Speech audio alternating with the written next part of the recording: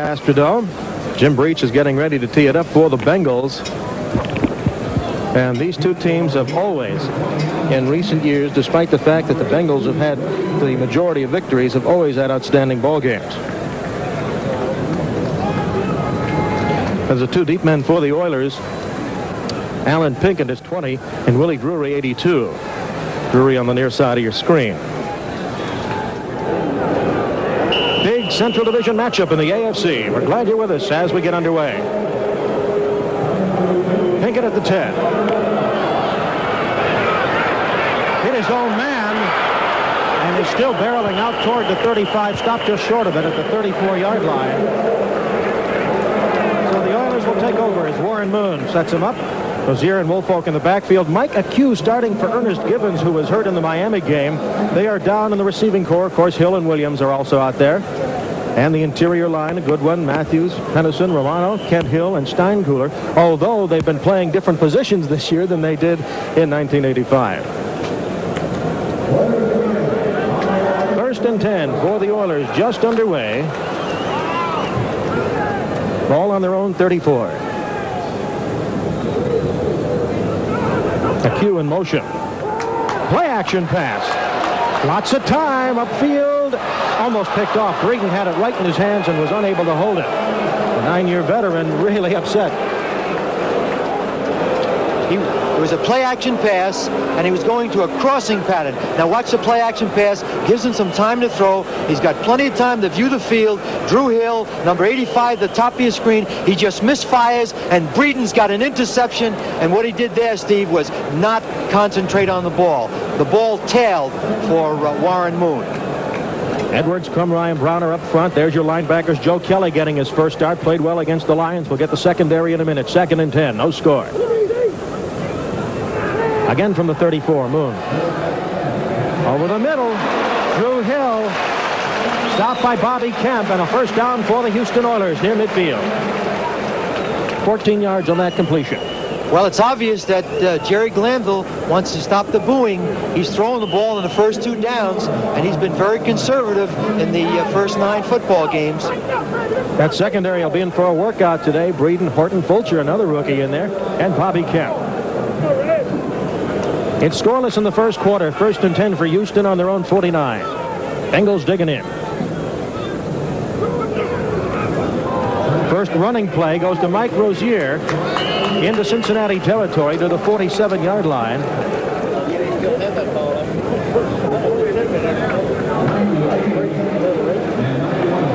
Look at what they did last week at Miami. Well, someone must have got to Jerry Glanville because they thought they could run against Miami because they're one of the poor teams against run defense. But today there seemed to be a better mixture. Warren Moon talked to Jerry Glanville about that during the course of the week. He wanted a better mixture in his play selection. Woolfolk is out as a receiver, and he had a 100-yard receiving game last year against the Bengals. On 1st and 10 in a scoreless game. Third pass, 4 plays. Drew Hill, his second reception at the Bengal 30-yard line. Bobby Kemp makes the tackle. 18-yard pickup. Cincinnati is laying back in his own defense. Watch Moon now drop back. He's going to look to his left, deliver the ball to 85. He's right in the middle of his own defense, finds the spot, and then he's tackled by Bobby Kemp. And it looks like Houston now has really changed their game plan. After the first pass was nearly intercepted, the Oilers moved to another first down at the Bengal 30. No score. Another play action. Moon. He's got Drew Hill again at the 15. Drew Hill, who runs outstanding patterns, the only 30-year-old on the Oilers, is stopped by Ray Horton. Steve, that was the same play that he almost threw an interception on. And watch, you see the same play action. This gives him time to throw. Now he's going to look at a crossing pattern. A crossing pattern is just another way to get the ball deep. And when you're in zone defense, you can see he's being tackled by the safety.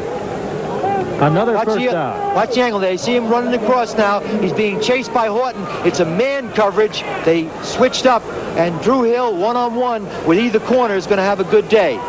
11:55 to go, first quarter. Oilers are moving scoreless. Here is Woolfolk cutting back into the 10-yard line. They are grinding it up. Again, Bobby Kemp among the tacklers. A lot of secondary work being done by the Bengals in stopping the Oilers. Well, I think the strategy is good, Steve, because both teams have a problem rushing the passer. And right now, if they can have that much time to throw, it'll put Warren Moon right where he needs to be. He needs to have the first drive just where it's at right now, this fluid, and come out now with at least a field goal.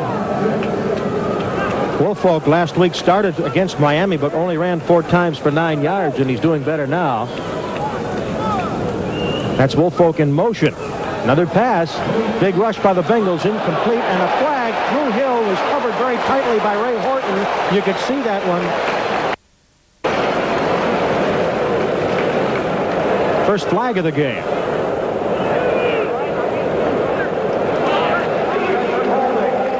Pass interference call on 26, Bobby Kemp. That's Jerry Seaman, our referee. The rest of the officials. Tony Viteri is the replay official upstairs.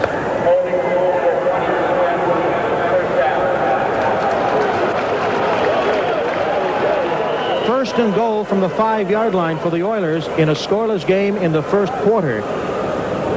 The Bengals defense 22 sacks this year. Houston hasn't been down here very much, but Moon is a tremendous advantage down inside the 5-yard line because he can really put pressure on the short yardage defense by having the ability to run or pass the ball. Ray Williams into the backfield now, 35 for the Oilers. Ray Wallace, rather. Excuse me. Here's a bootleg, left side. Boom. Touchdown, Jamie Williams.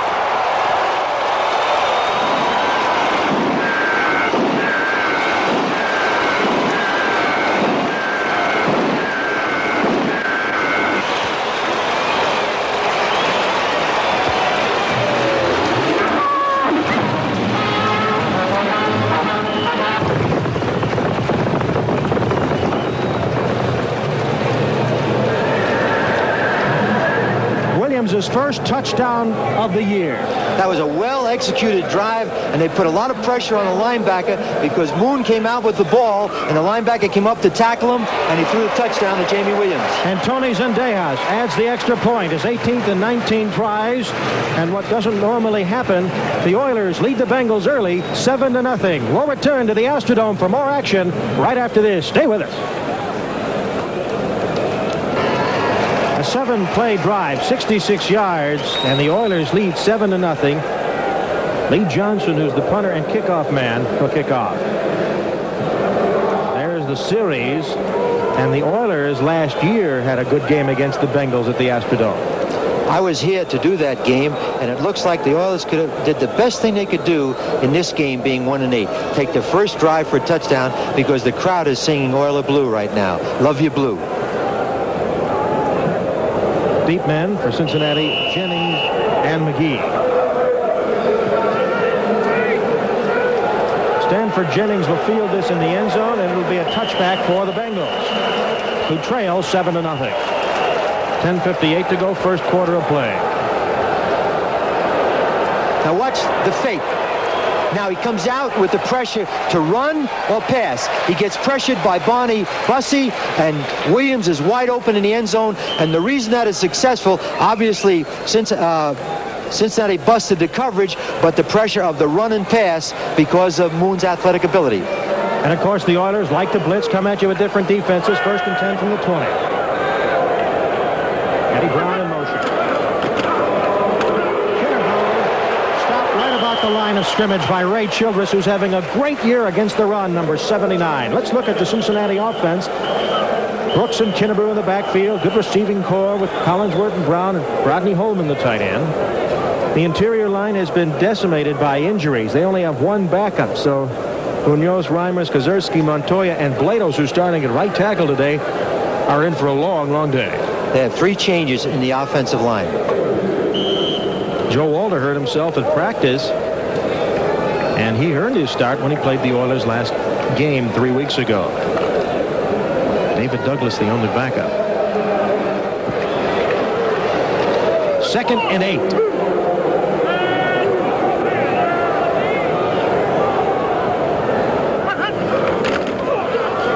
Brooks. They straight the cornerback from Oregon, fourth-year man. He's smart. He studies the opponents. It's a great asset to have a corner that can tackle. Now watch Brooks coming. He's going to bounce to the outside. Now watch number 24 come up right now in the open field. It's tough to bring Brooks down, but Brown is right there for the task, and it's 3rd down and 9 to go. Realizing the Bengals third from the top in rushing in the NFL, the Oilers third from the bottom in stopping it have done well on the first 2 plays. And the first 3 plays, James Brooks banged up by Ray Childress again. And Alan Lyday and Childress, 6'6" from Texas, along with Doug Smith and Richard Byrd, get a good hand. The linebackers, remember Lyles with that 93-yard touchdown return of a fumble at Cincinnati, and the secondary. Donaldson starting for Bo Eason, who's injured, and now it'll be punting time. Jeff Haynes. Steve, it looks like Cincinnati got a hold of Houston's game plan of last week. Willie Drury back for Hayes' punt, and he fields it at the 31. Good coverage by the Bengals punt team. Stops him at the 37-yard line. Bill Johnson, our backup running back, made the tackle for the Bengals. We have 9:02 to go in the first quarter of play. The Oilers will take over, and they lead the Cincinnati Bengals by the score of 7-0. So action around the league. Our 10-minute ticker will keep you up to date to the Jets-Falcons game. Look at the Colts at the Hoosier Dome leading the Patriots, and the Bears right off the bat leading Tampa Bay. Rams and Saints later, and the Chiefs in Seattle. Packers lead the Redskins in the first quarter at Green Bay. And those other 2 games, we'll keep an eye on that Steelers-Buffalo Bills game for everybody here. It is 7-0 Houston. I'm Steve Grad with Sam Rutigliano. They start from their 37.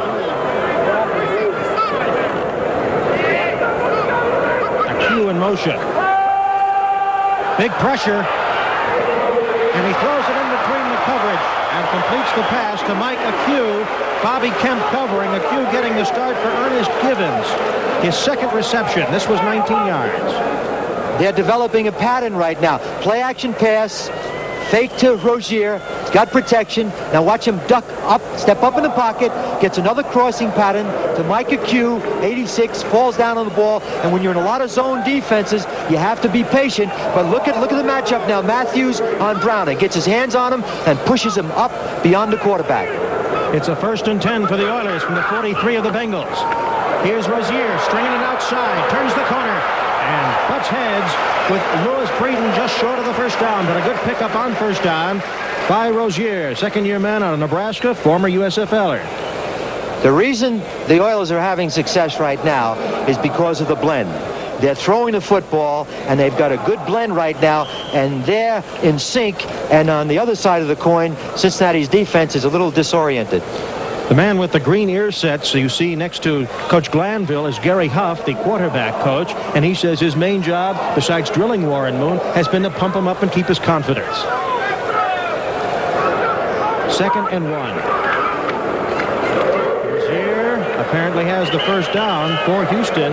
Eddie Edwards making the stop for the Bengals. Sam, what is a big line of scrimmage battle here?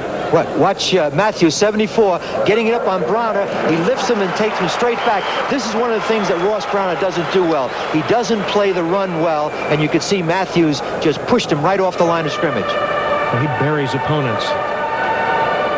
Jeff Penniston is in at left guard. And now snapping the ball. There's some changes and shuffling on the Oiler line. He's in there for Romano.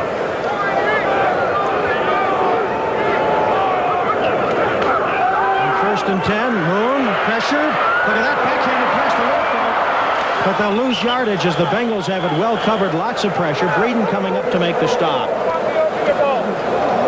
Good pressure by Reggie Williams.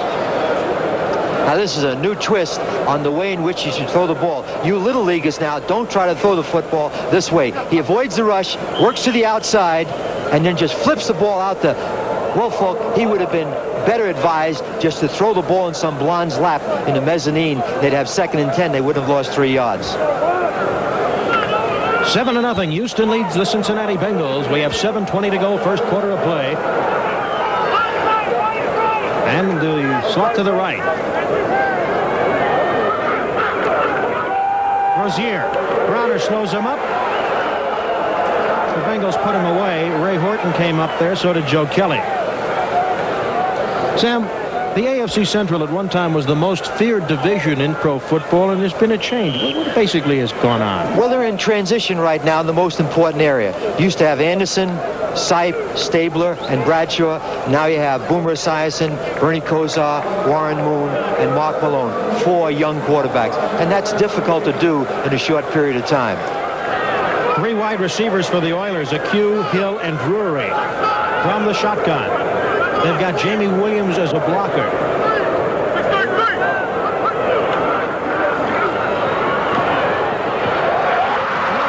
Short of a first down. Drew Hill, the receiver. Bobby Kemp defending for the Bengals. Kemp, a hard hitter. So that'll stop the drives, and Deas will try to increase the Oiler lead. But Drew Hill is one of his favorite receivers. Now watch him push the defender upfield. Now stop, come back for the ball. It's thrown on time. Bobby Kemp is right there, but that was an important pass because it puts them in field goal range. Hill has 4 catches, and Moon 7 of 8 for 82 yards. This will be a 43-yard attempt.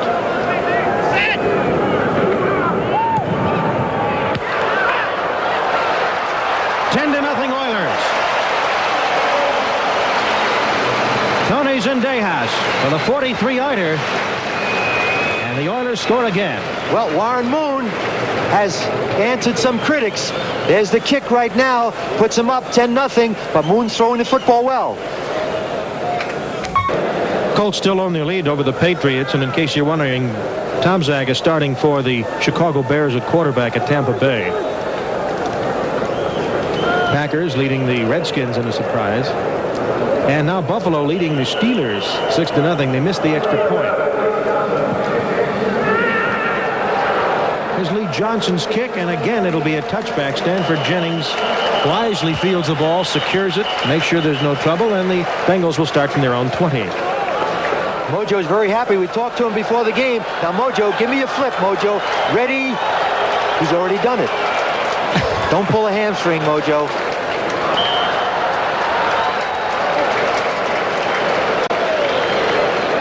He always flips forward, too. He says that's the way he wants the Oilers to go, forward.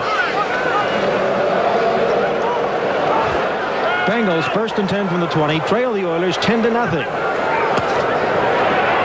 Boomer's first pass.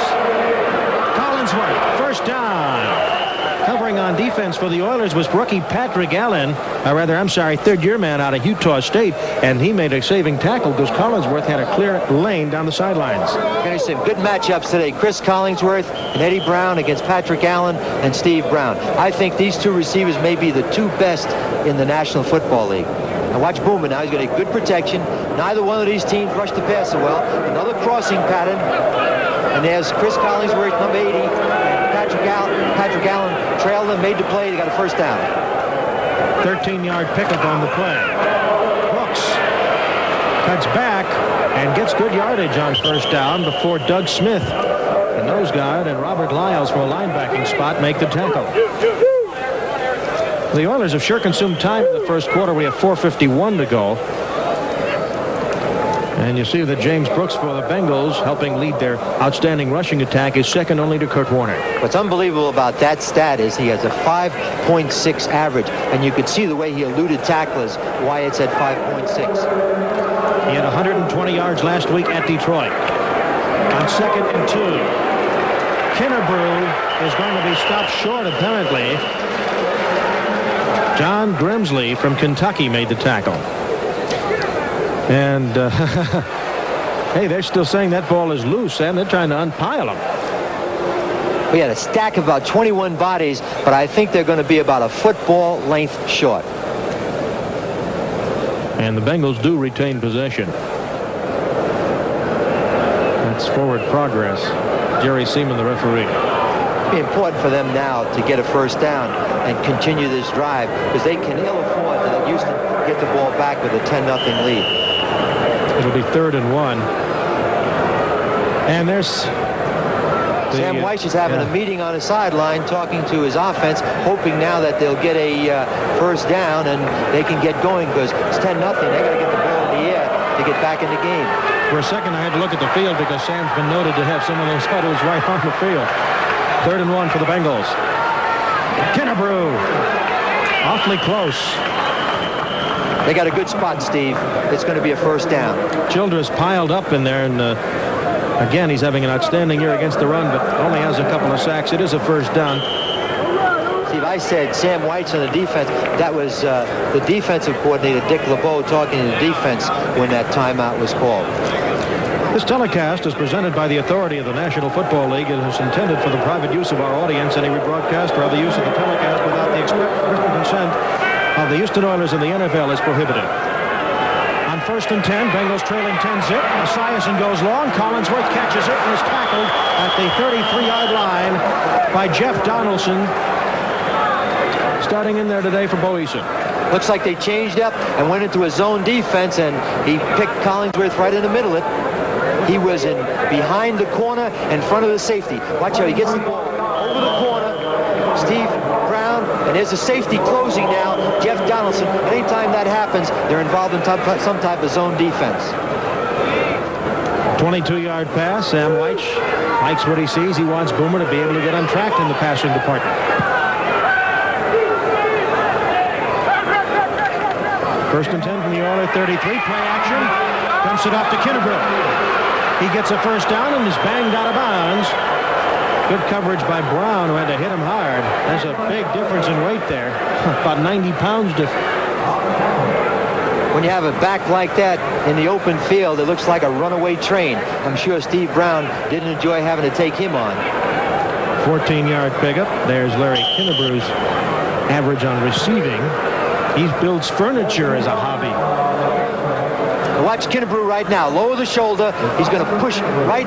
Oh, gets a great block there by Eddie Brown. Now watch him push, knocks Jeff Donaldson down, Steve Brown down, and it's a head-on collision. This is Brooks. Bounces off one tackler, but the Oilers do manage to stop him as Lyles came in. And also Mike Golick there, Richard Byrd. Boomer in the air is 3 for 3 for 50 yards. When we talked to Sam Weiss yesterday, he said that Boomer was really having a problem hitting open receivers. He was just not hitting those high percentage passes, which really gave him the first ranking last year. Ball is down to the Oiler 15 for Sam Weich's ball club in the road white uniforms. They'll finally get home next week. On the road, 3 straight games. 2nd and 6.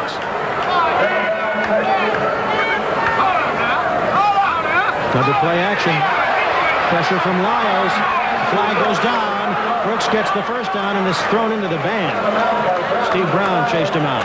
A tough call. They got a first down. It looks like it's going to be holding on the part of the Bengals.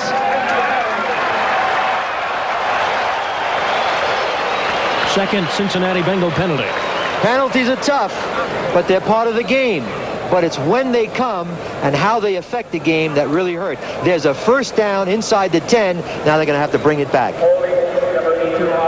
Still 2nd down. Brings it back to the 25-yard line. We have 1:43 to go in the first quarter of play.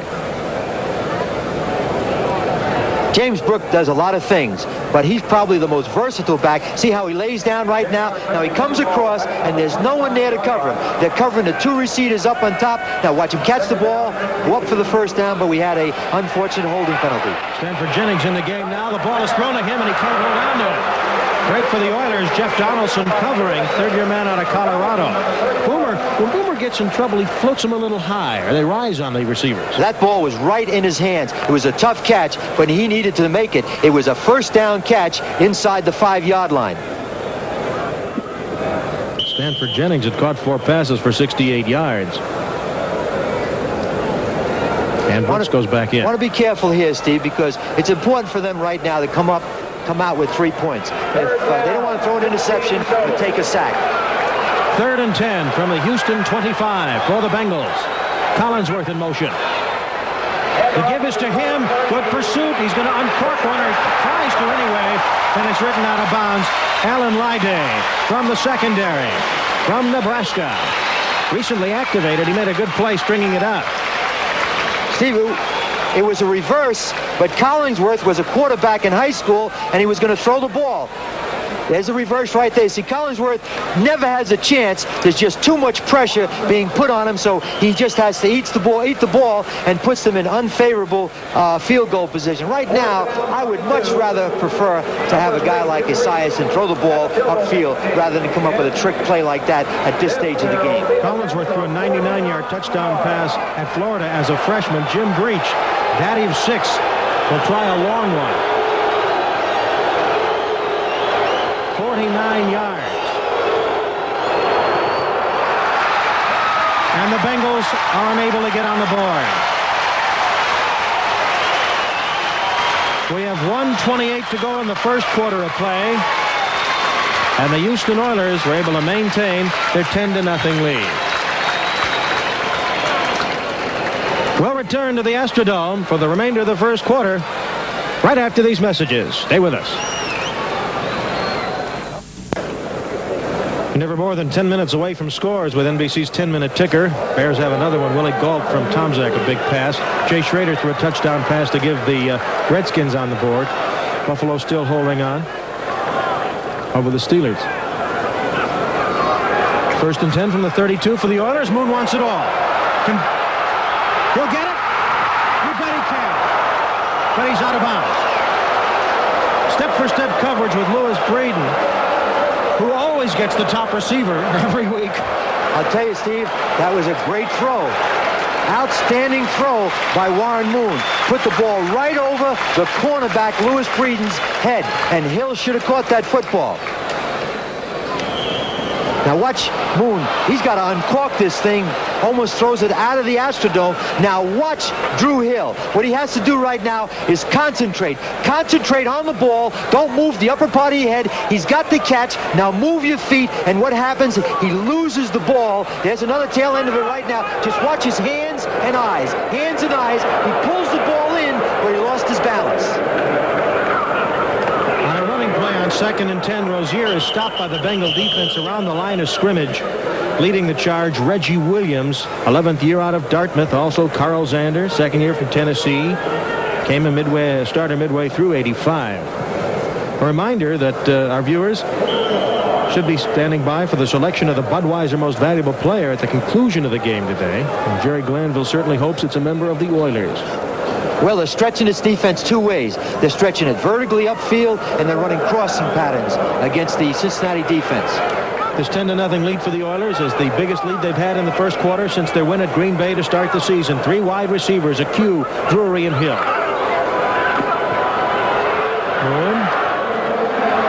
And the receiver can't hold down. That's Mike Akew from Hawaii. Lewis Breeden on the coverage. Akew made his 2nd catch of the year earlier today. Well, the first time the Oilers are stopped in the first quarter, Sam. Well, they really weren't a stop. Drew Hill should have made that play. He had a first down inside the 15-yard line. Outstanding throw on the part of Warren Moon. John Simmons, 25, will be back to take Lee Johnson's first punt of the day. Johnson 6th in the AFC. Left-footed kicker without a shoe. Left-footed kicker means the ball is going to reverse the other way. And it's a little difficult if you're not used to it as a punt returner. Here's Simmons taking it inside the 20. And the Oilers cover it very well. He'll stay inside the 20 at the 18. 22 seconds to go in the first quarter. The Oilers lead the Bengals by the score of 10-0.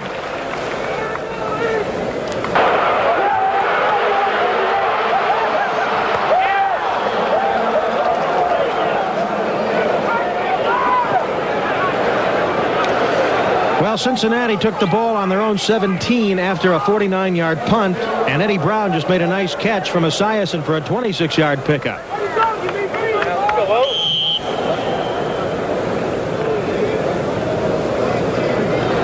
The Oilers stopped for the first time at the punt, but they could have had more. Receivers dropped the ball because of balance. That was not dropped by his hands. It was dropped by his feet. Had he been in good balance and run through the ball, he would have made that catch. Meanwhile, 1st and 10 for Cincinnati on their own 45. Lots of time for Boomer. Whoa, Brown all by himself, drops it. Robert Abraham, the linebacker, had to do the coverage. He lost his concentration, Steve. He caught the football, and he was too aware of what was behind him, and he wanted to run with the football. Receiver, number one thing you have to do is catch the football and add the yardage after you guarantee that. Now watch him. See, he's got great hands, Eddie Brown. Catches the football right there. Now, when he comes down, he wants to readjust himself because here comes Robert Abraham, the linebacker, and just a matter of lack of concentration. Well, he caught 50 passes last year, only the 5th Bengal to do so. Houston in the nickel defense on 2nd and 10. And he overthrows Eric Caddis, the tight end. Richard Johnson, the young man from Wisconsin, was on the coverage. That's exactly what Sam White told us yesterday. He's missing those high percentage passes. His ball tails. He's throwing off his back foot because the ball is going too high. Eric Caddis was wide open, and he would have added yardage. They might have been down to the 30-yard line with a first down. Bengals on 3rd down have converted 1 out of 2 opportunities. 3rd and 10 from the 45. 3 wide receivers. Now 4 wide receivers. Brooks, the blocking back. Eddie Brown. He has a first down, and he's knocked out of bounds. A good play by the Bengals. Richard Johnson covering.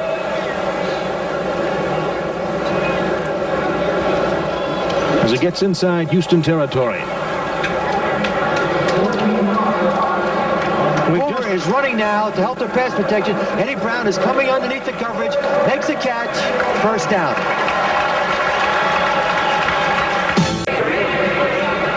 We're at the Astrodome and starting the 2nd quarter. I'm Steve Grant with Sam Rutigliano. 10-0 Houston Oilers. I know all the Cleveland Browns fans watching this one have really added to the backing of the Oilers today. Everybody in Ohio is watching it, and certainly the Cleveland Browns fans, because Cincinnati and Cleveland are deadlocked at 6-3, and the Browns play Miami tomorrow night. And it would be a nice feeling for the Browns to go into the game tomorrow night with Cincinnati losing, and they beat Miami. They're in first place. Both teams atop the Central Division of the AFC at 6-3. Bengals the only winning team in the league to be outscored. There's your first quarter statistics. Well, the big thing right now is what Houston has done with the passing game. They have actually come completely out of character. Maybe Jerry went to some type of passing school this week. And the time that they were stopped, Jerry Glanville's team stopped itself with a couple of drops. Meanwhile, Bengals 1st and 10 on the Oilers 41 as we start the 2nd quarter.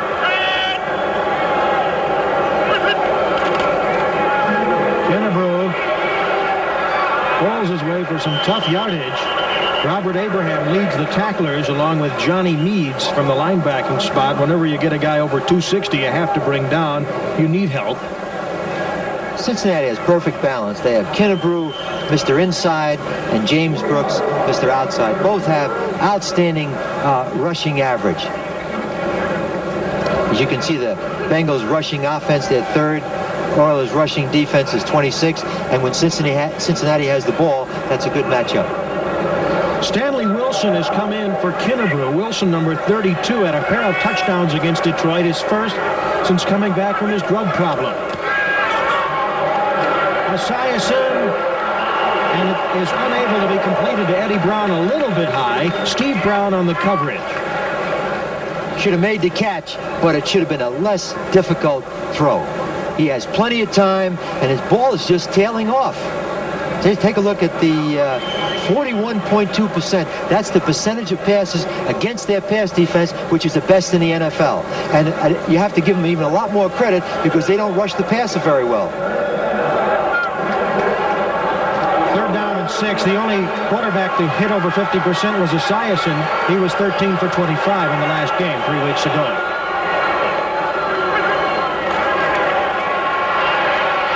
Boomer has a pump fake and a completion to Brown. Flags go down. He has the first down, but there is a penalty. Richard Johnson on the coverage for the Houston Oilers, along with Patrick Allen. Came down deep in the backfield, usually on a tight end. It'll be against the Oilers.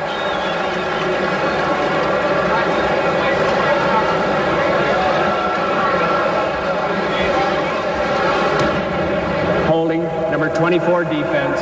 Penalty be declined. First down. Steve Brown. Steve Brown's a very aggressive corner.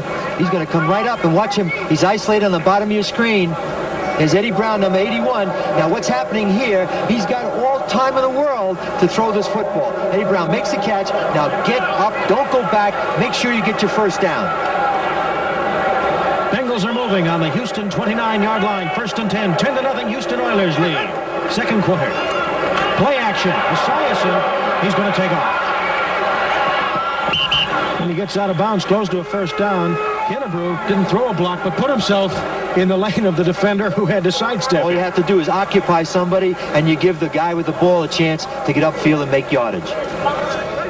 Jets now take the lead over the Falcons. Colts another touchdown. They lead 14-3. Apparently they want to get out of the Vinny Testaverde Derby. Packers still holding on against Washington. And again, Buffalo leads the Pittsburgh Steelers. Minnesota now on top of Detroit. We'll keep an eye on that Pittsburgh game. An 11-yard run, first and 10. Ball on the 18. It is 10-0. Houston leads. Pitch out to Brooks. Stanley Wilson led the blocking, and Brooks inside the 15 to the 13 before John Grimsley, who became a starter 3 games ago, makes the stop and has to be reminded the play is over. John Grimsley, a very aggressive linebacker. As a matter of fact, early in the year, he was playing better than Avon Riley, and they just made the change because he was much more of a productive linebacker. Grimsley, their leading tackler for the Oilers. They like to set the formation to the wide field right now and just give Brooks the ball. He's going to go out wide. Now he's going to cut back inside and pick up that extra yardage. And, of course, Grimsley made the tackle, and that's enough, John. You don't have to hit that little back any more than just making the tackle. A banged-up offensive line for Cincinnati. Kozerski at center. Reimers and Montoya the guards. Munoz and Bledos are the tackles. 2nd and 5. Eddie Brown's wide open. And he catches it and makes the first down as he goes out of bounds and gets knocked out by Steve Brown. There's a lot of man coverage on the part of the Oilers, and so the receivers are moving across the formation, and the corners are not picking him up. Eddie Brown's wide open. Watch him move across the formation. He's being trailed by the corner, Patrick Allen. Get him the ball faster. Had he gotten the ball faster, you could see he would have went right into the end zone. And now Steve Brown just has to make the tackle. Got another first down, Steve. Goal to go from the 7. Steve Brown in the last 3 games has been picked on by opposing quarterbacks. That's because Patrick Allen is playing so well on his side. Boomer 7 of 11 for 104 yards. His team trails 10-zip. Stanley Wilson going against the grain and going down for a loss. Among the tacklers, Johnny Meads. Ray Childress and flags down, and this has been coming. Now, if that's a penalty against the Oilers, it was foolish. They don't need to have penalties like that right now, and now we have the fisticuffs going. Come on, guys, get back and play football. Richard Byrd is hot. Second-year man from Southern Mississippi, a former second-round pick. At this stage, it'll be offsetting penalties. That's what the officials usually do in this kind of a skirmish.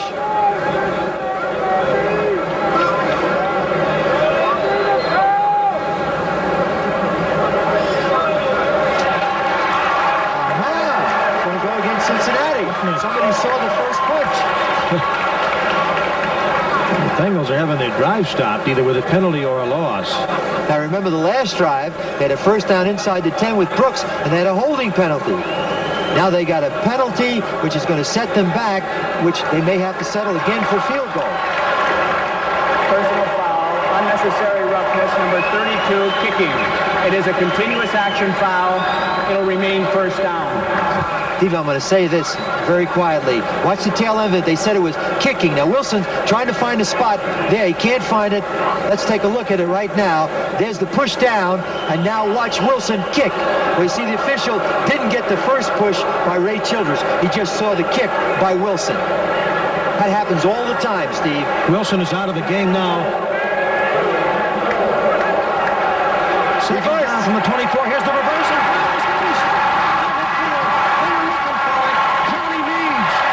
Johnny Meads on a nickel stake.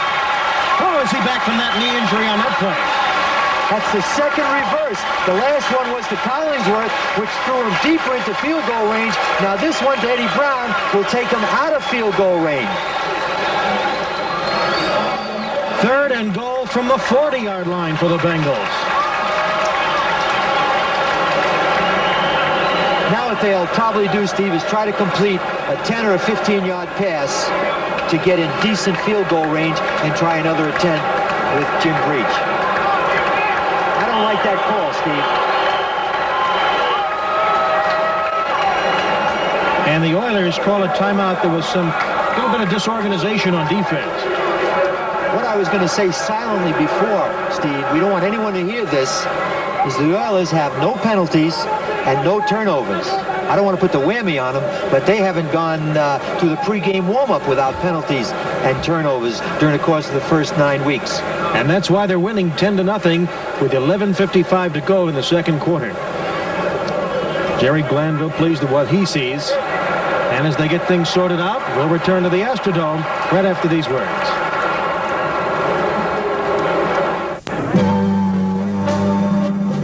Today's game is brought to you by Mazda Cars and Trucks. The more you look, the more you like Mazda value. By MCI, communications for the next 100 years. And by Coors and Coors Light, beers with a difference worth tasting.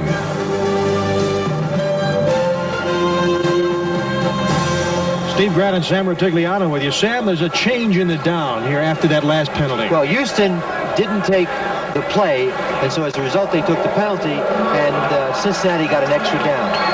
It was first down instead of second down. So now it'll be second and goal from the 40-yard line. Just try to get half of it. Boomer's got time, and a receiver. It's Brown. They converge on him and stop him at the 29-yard line. Robert Lyles among the tacklers. Let's check the 10-minute ticker right now and update you on everything that's going on around the league. There is plenty of action today. Colts still leading. Bears have a lead over Tampa Bay. Jets leading the Falcons. Chiefs on the board against the Seahawks. Chiefs are surprising 6-3. 6-3, playing a team in their division. Nothing changes on the Steelers and Buffalo Bills. Second and goal, or rather third and goal now from the 29.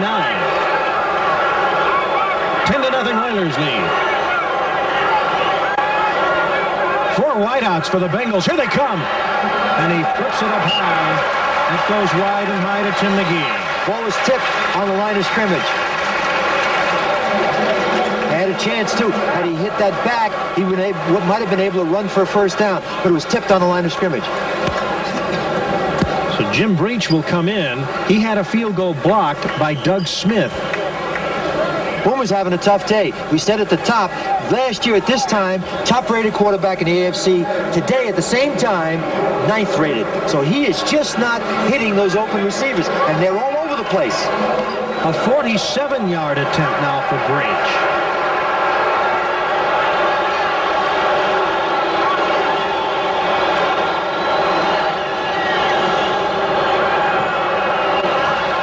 And this one is no good. 0 for 2 for Jim Breach for the Bengals. And they have yet to crack the scoreboard. 10:58 to go in the second quarter of play from the Astrodome. And the Oilers are holding on to a 10-0 lead.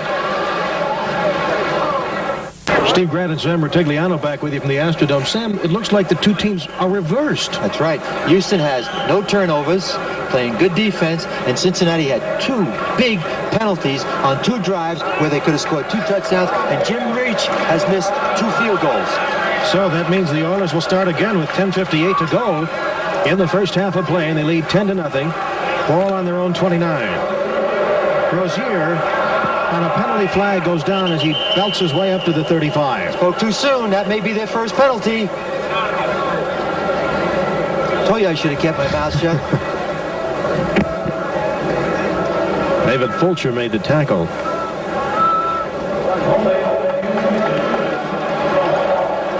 Holding call against the Oilers. Reggie Williams will talk it over. They'll take the penalty. Jerry Seaman, our referee this afternoon. Holding, number 55 offense, still first down.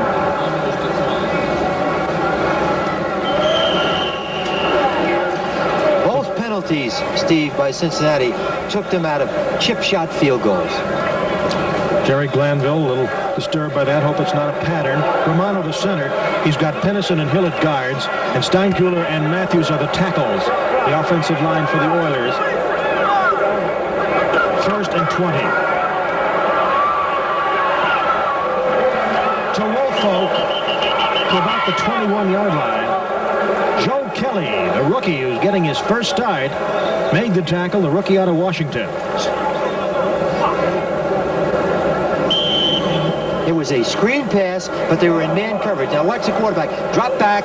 Now get the rush after you. Get the ball. He doesn't refocuses. Gets the ball to Woolfolk. Now watch Kelly right there make the play. It was man coverage.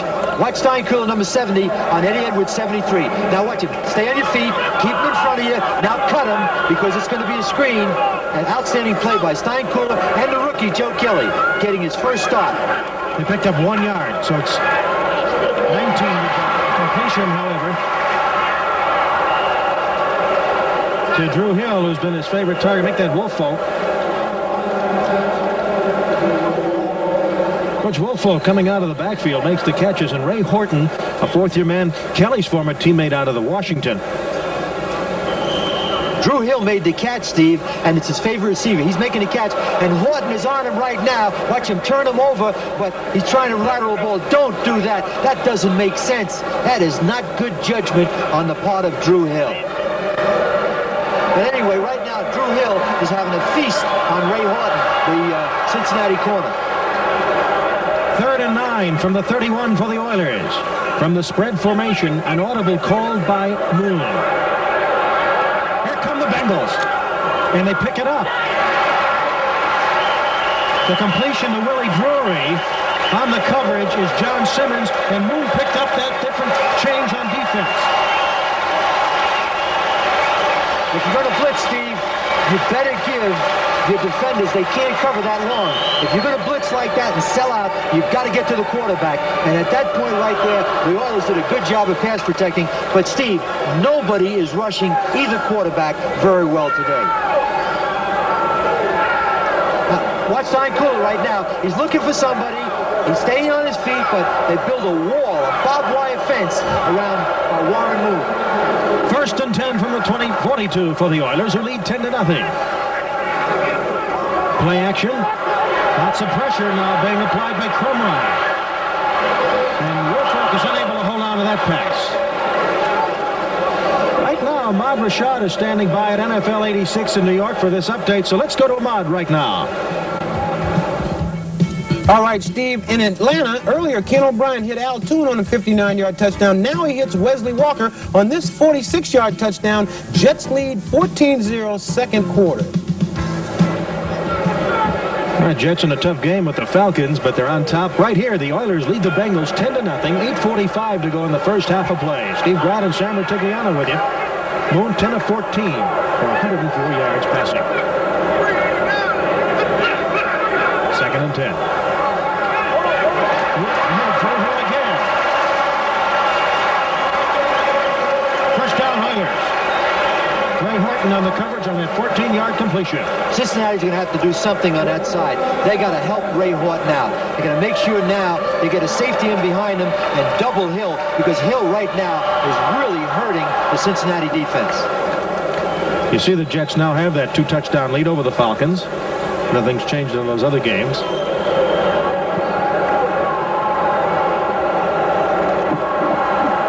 And we'll keep an eye on that Steelers-Buffalo Bills game. Marv Levy's debut as coach of the Buffalo Bills. 1st and 10 from the Bengals 44. Rozier, good block, Woolfolk. And Rozier to the 41-yard line of the Bengals. Eddie Edwards made the tackle. One thing about Eddie Edwards, he's strong enough to stand up a blocker. Woolfolk's hurt on that block. Number 40 is down on the sideline. Looked like he was grabbing his arm or his shoulder. He was the lead blocker for Mike Rozier on that pitch.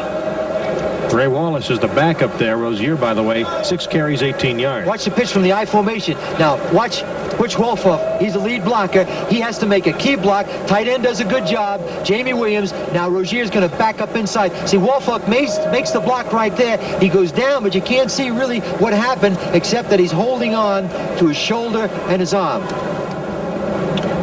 With 7:46 to go in the half, the Houston Oilers lead it 10-0.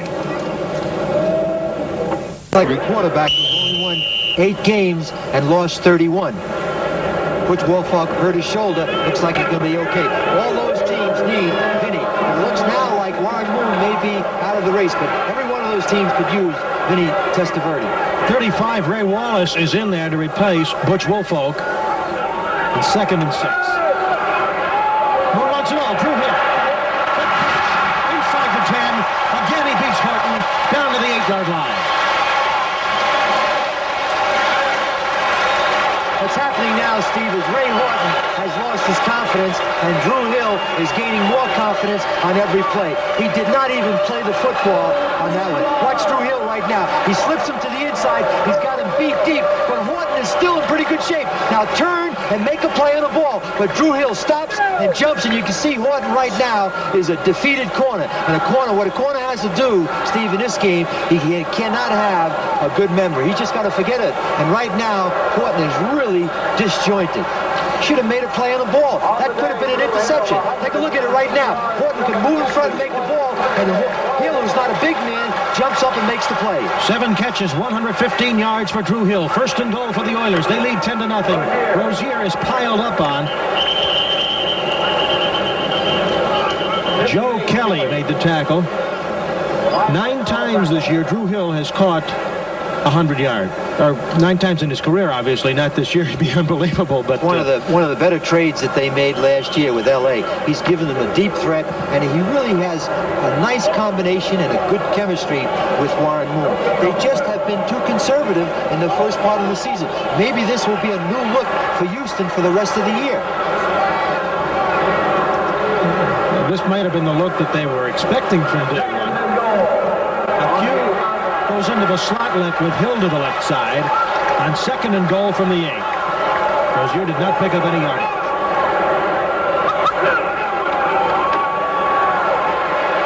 Play action. Williams putting on pressure. Hill! He had a touchdown. He dropped it. And Horton again was getting some help from Bobby Kemp, but they were still beaten. Well, they may be looking at that catch in the final quarter because that would have put them up 17-0, and he should have made the play. You see, when Horton went in front for the interception, he lost his concentration, and he should have kept his eyes on the ball and nothing else. Now watch Horton. Horton goes up. Now, hang on. Your eyes are in your hands. And he just lost his concentration. That's the #1 reason receivers drop footballs, because of a lack of concentration.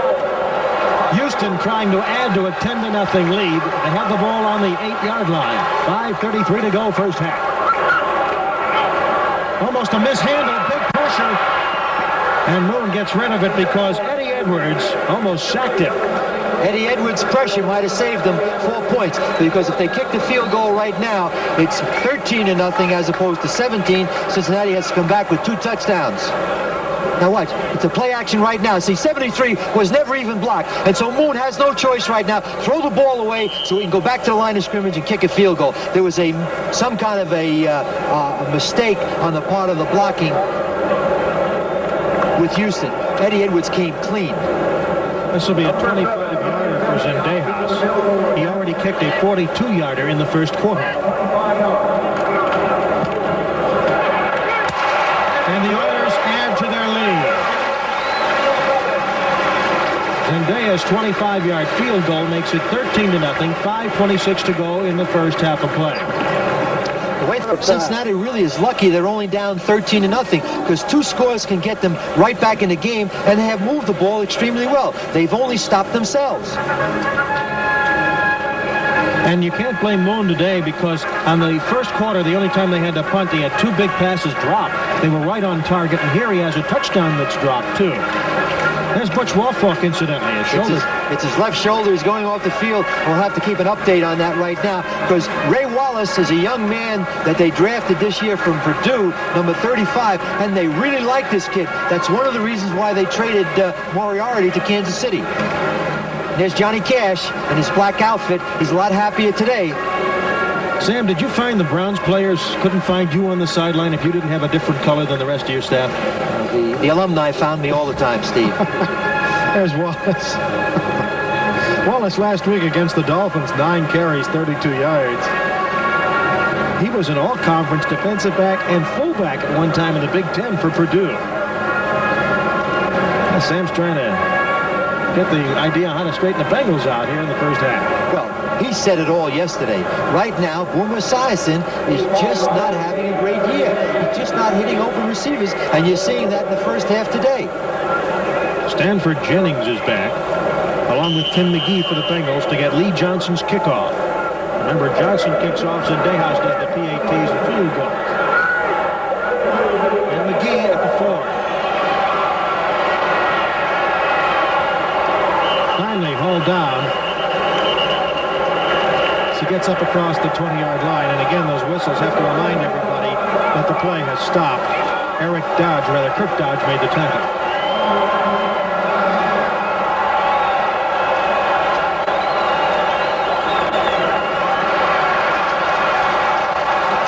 Updating you on the scores on our 10-minute ticker.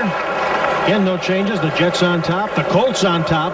They're still leading the Buccaneers all second quarter. Chiefs now up by 10 over Seattle. First and 10 for the Bengals.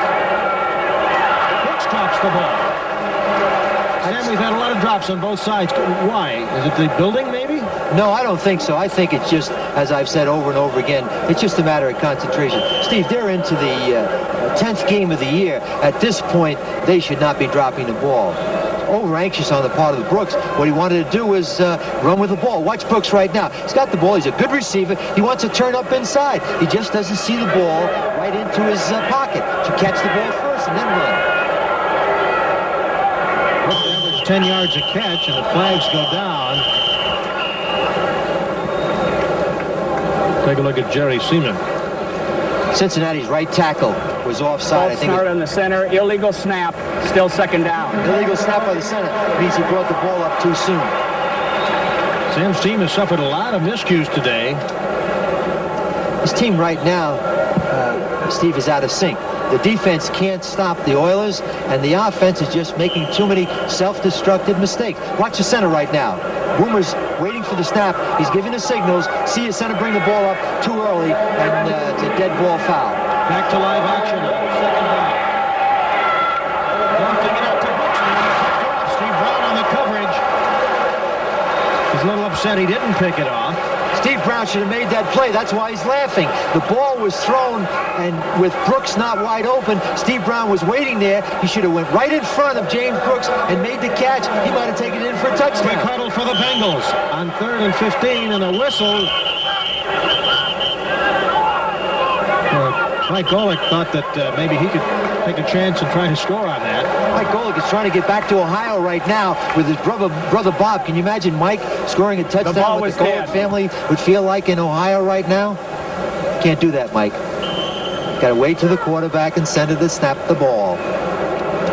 4 penalties, 35 yards for the white uniform Cincinnati Bengals. Boomer today 8 for 15, 115 yards in the first half with 5:04 remaining in the second quarter. A lot less than Warren Moon's doing.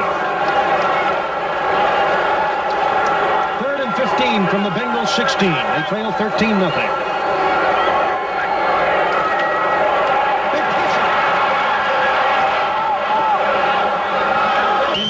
Intended for Tim McGee. Patrick Allen guarding him. Lots and lots of pressure by Lynn Matson.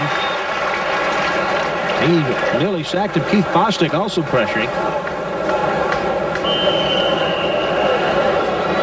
Matson, a former USFL player. Good pressure on the part of Lynn Matson, number 98. Now watch Boomer now. He's setting upfield. The pressure's coming from the outside. He avoids the pressure right there. Big and strong. Good athlete. Now he just has to get rid of the ball too fast. And everything upfield right now is all disjointed. Houston will have a good chance now to get good field position. Hayes will punt from a 1.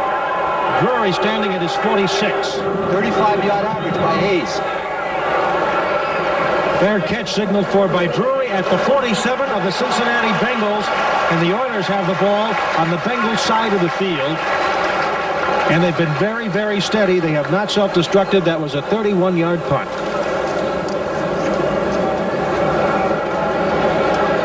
Look at the line of coaches right there. 8-23, 2-8, 8-22, 1-10. Hey, that's a lot of #1 draft choices that went down the drain. If they could take out the nightmare that's happened to them from Game 2 to the present and go from the Green Bay victory to this game, this is how the fans expected the Oilers to play in '86. Well, right now, the only choice they have, win this game and take next week when it comes. 1st and 10 from the 47 of Cincinnati.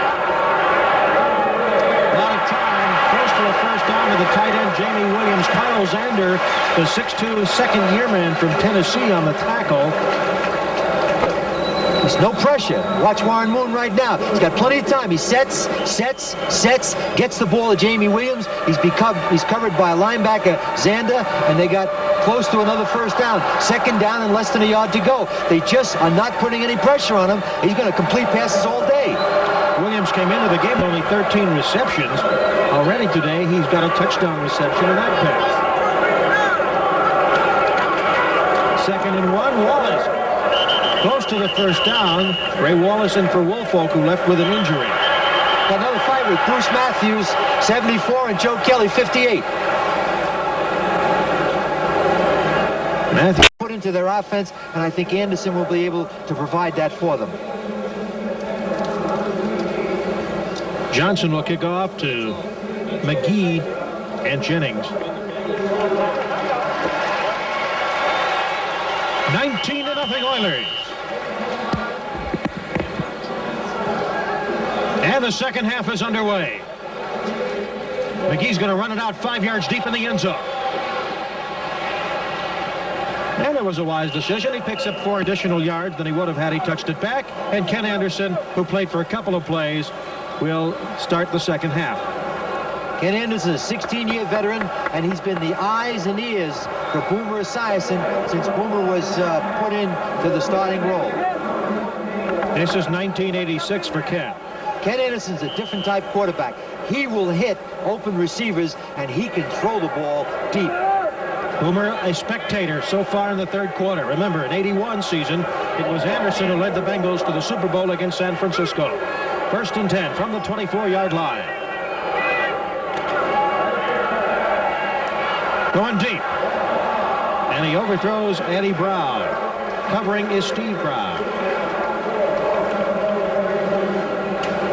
They didn't hide their intentions. He was looking for the signal on the sideline being given by Boomer Esiason, and Sam Weich obviously giving it to Boomer. Up in front protecting Anderson is Kozerski, the center, Reimers and Montoya, the guards, Lados and Munoz, the tackles. Collinsworth wide to the left, Brown to the right. Holman the tight end. 2nd and 10, he lobs one for Brooks. And Donaldson, good coverage on the play. Came up with the pressure. They were in a blitz, and they got rid of the ball fast, and Kenny had to uncork it earlier than he wanted. And Boomer, there are going to be days like that. You're a young man, and you just got to put those things behind you. And number 11 behind him was Doug Gaynor, the third-string quarterback, the rookie from Cal State at Long Beach.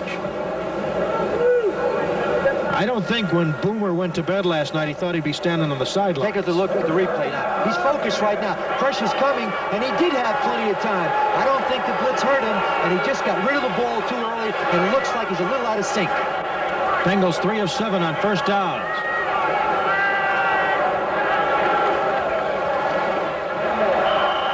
And that ball is loose.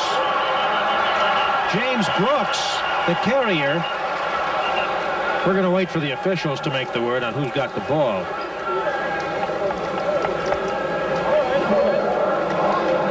It is the Bengals. Fuller on defense for Houston. For some reason, the Bengals on third down think they can break a trap up the middle. Watch them hand the ball off right to Brooks, and what's happening right now is somebody closed it. Ray Childress, 79, closed it, and the ball was fumbled, but he was on the ground. They thought they could pop a trap in there and get a big play with Brooks. Hayes had a 31-yard punt his last time. Good hang time to Drury. And he fair catches back at the 28-yard line. So under Ken Anderson in the third quarter, it's 3 plays and a punt. Important series defensively for Cincinnati. They have got to get the ball back because time of possession on the part of Houston was important in the first half. Take a look at the Oilers right there. First drive, touchdown, field goal, punt, field goal, touchdown. 4 out of 5. You only get 12 possessions a game, and look what they've done with almost half of them. For the rest of the game, they'll have to do it without their fullback, Butch Woolfolk, who's got a fractured bone in his left shoulder. And Ray Wallace, who made a touchdown, number 35, will replace him in the lineup. And Wallace is just getting over the neck strain that he suffered in preseason. 1st and 10 from their own 28 for Houston. They lead 19-0. Nice protection for Moon, and it's incomplete. Reggie Williams covering Jamie Williams, the tight end. Ray Wallace, rather. His numbers would even be bigger if he didn't have all those drop passes. There were 3 drops in the first quarter that are really come to mind. There's Horton, who they've been picking on. They've got to do something to help that young man, Ray Horton, because he cannot cover Drew Hill today. He's just gotten too good a start on him. 2nd and 10 from the 28 for Houston.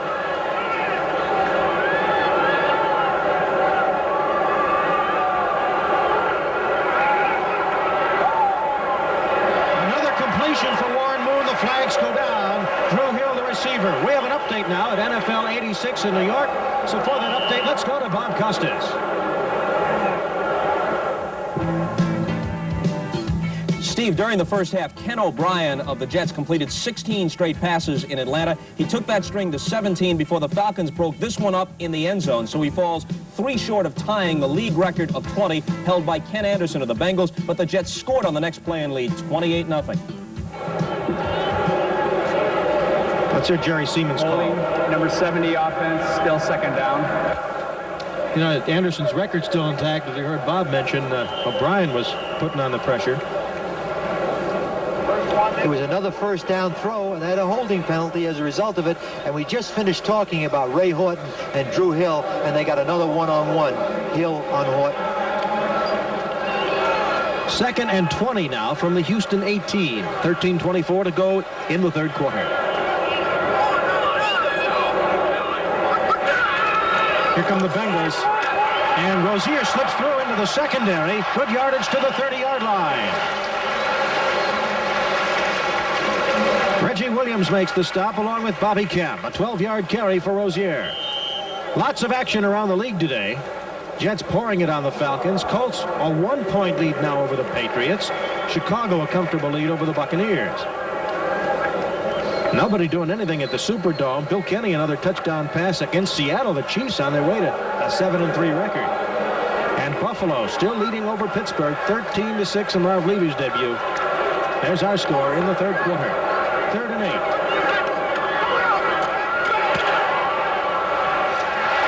Hill cannot hang on. Horton on the coverage. And it was a catchable ball. I'm proud of the way that Moon hung in there with that pressure. What's the difference if you're going to punt from a sack or, you know, that wasn't that far back. Watch Drew Hill right now. He's going to make his move, give him move, get to the inside. The ball is down now. Get low. The ball is right there on the money, and he drops another pass. And you can see Horton, because of being beat so much, he's lost his confidence, and he's very soft, way back, drawing nothing but one-on-ones. John Simmons back to receive this left-footed punt from Lee Johnson. There's John.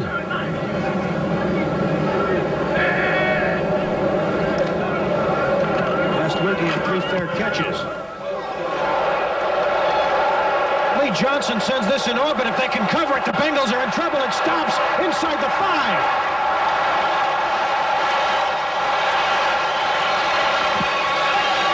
But there is a flag back at the 40-yard line. which may nullify this 66-yard punt. They'll lose a lot of yardage, and it's probably going to be against the Oilers.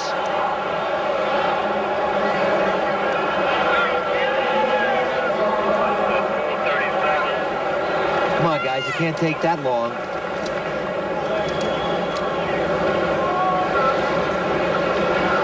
Jerry Siemens talking it over with Rex Stewart, the umpire. Are you sure?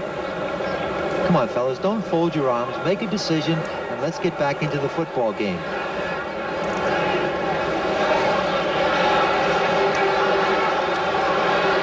The replay people. Tony Viteri, the replay person in the booth. What you got to think about right now, Steve, the ball is on the 4-yard line, and what we have to do after the punt, when they punt again, to see how much yardage they lost. And that's hidden yardage in a football game and could hurt them. Boy, they would have had the Bengals pinned way down there.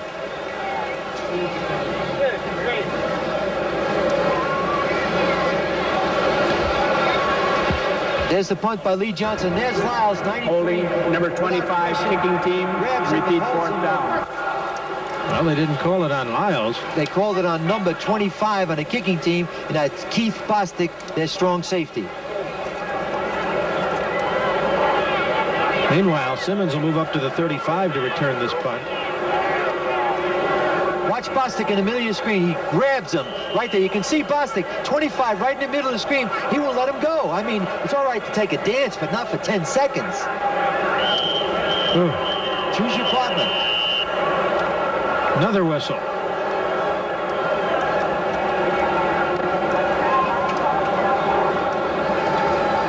So what had been a smoothly run football game is starting to bog down again. Are you sure? He absolutely, Bostic was holding. Now, wait a minute. Now The Jerry is umpire. going to talk to somebody else. Looks like a law firm right now. Now. We had holding, but it was erroneously given as the offensive team. It was the receiving team. It is a post-possession foul. We'll go half the distance down there.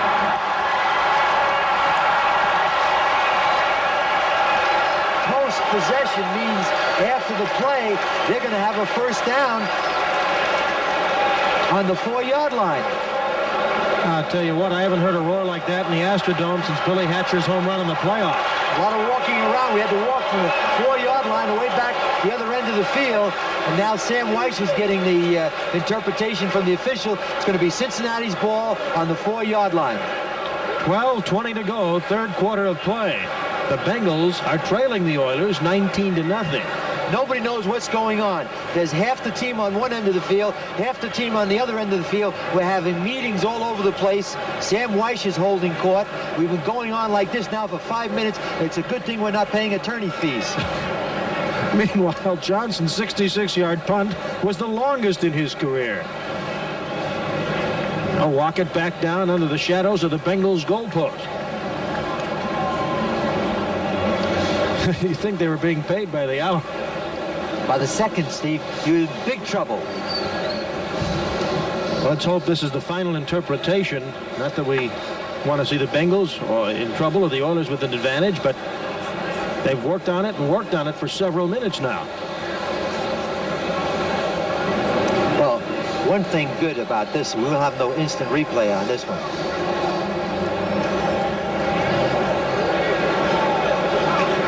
This crew is hard at work doing more work in this last punt than they have the entire 2.5 quarters they've played so far. Sam, what are they literally talking about now? Well, right now, to be very frank, it's like organized confusion. I have no idea what they're talking about. As we look at the split screen, there's Jerry Glanville and Sam White. Obviously, the person on the right of your screen. It is holding, post-possession foul. It is on number 90 of the receiving team. But it was a post foul, which means that they take the play and the ball's on the 4-yard line as opposed to doing it over again. Emmanuel King guilty of it. Now Sam getting the explanation again from Jerry Siemens. Yeah. Sam gave you that little smirk like, yeah, okay, sure. Take a look at right now. Right in the middle, Bostic is holding on to number 90, Emmanuel King. But it's foul is on the Cincinnati Bengals, which is unbelievable. They call the foul on King holding Bostic. It looked to me like it was the other way. Now Glanville gets an explanation. Equal time. They call this equal time. You're going to talk to Sam that long, you got to come over and talk to Johnny Cash also. It's like the political advertising. Everybody's got to have the same amount, at least publicity. If nothing else, the two teams are well rested during this respite. We could have gone shopping. The ball is now placed on the 2-yard line.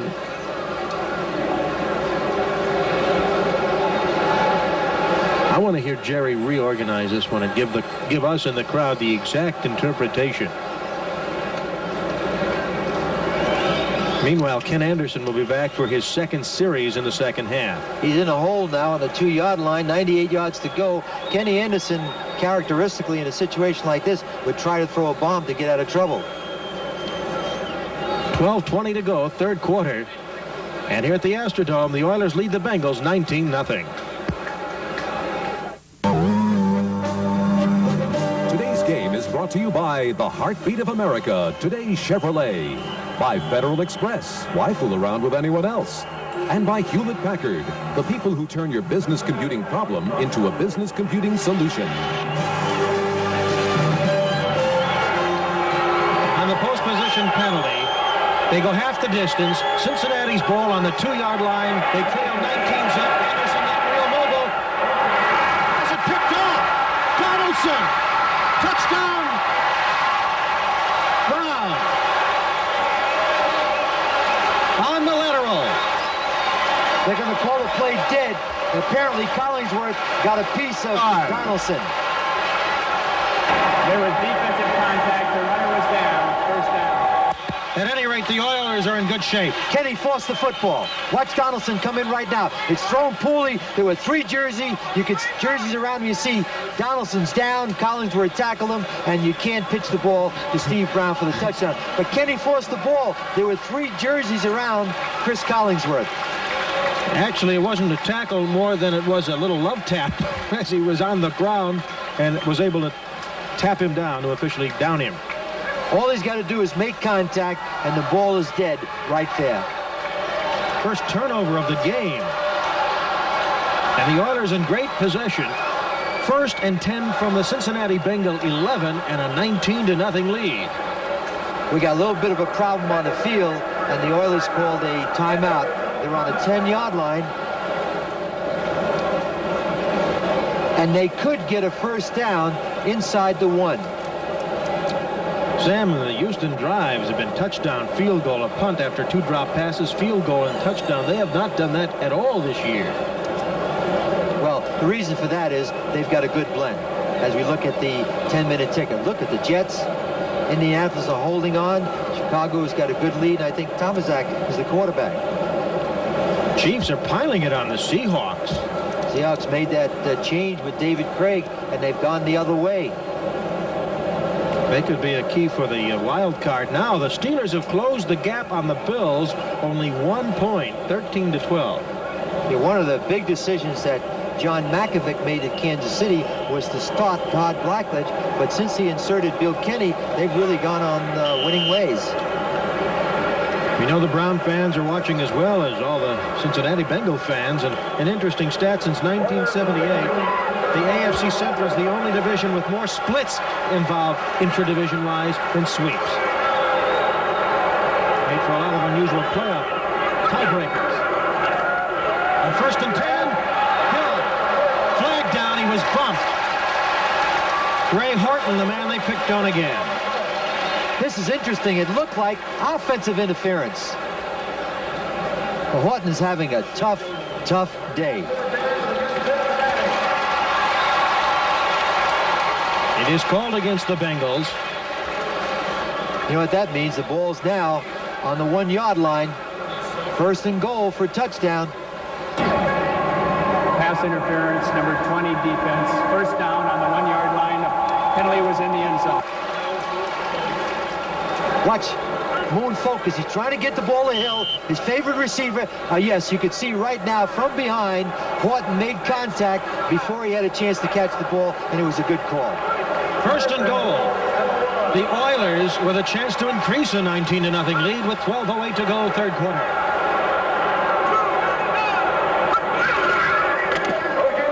Rozier is stacked up. Ron Simpkins, a linebacker, 6'1", 235. Stood him up. Good defensive play. What happens in situations like this, when the back goes airborne, look at the orange hats that control the line of scrimmage. All that penetration on the part of the orange hats, and then number 56 of the Bengals, Ron Simpkins, comes right over the top. The key is to control the line of scrimmage, and the defense did it that time. Wouldn't be surprised if he comes out with a rollout again. This has not been a good quarter all year for the Bengals, as that graphic plainly illustrates. Second and goal from the 1. Wallace almost loses it, and instead makes a touchdown.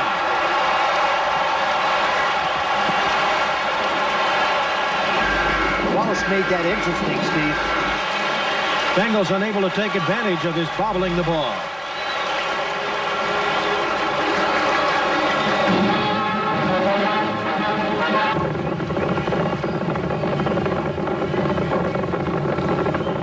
The same touchdown that the rookie Ray Wallace caught in the first half. There's the pitch. You see, he bobbles the ball. Tuck that ball in. Takes a nice running lane, breaks a tackle, and gets into the end zone. You know, good backs break tackles and score touchdowns and get first downs. This extra point is picture perfect. From the snap to the hold to the kick. And with 11:36 to go in the third quarter, the Houston Oilers have opened up a 26-0 lead over the Bengals. And we'll return to the Astrodome to see how the Bengals can mount a charge and get back right after this.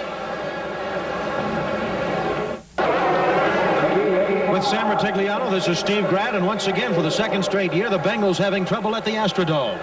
I was here last year, and Houston scored 44 points and beat them 44-27. And we said earlier, all 4 teams in the Central Division were tied that day with a 4-5 record. The bottle was either half empty or half full. And Johnson will kick it off to McGee and Jennings for the Bengals.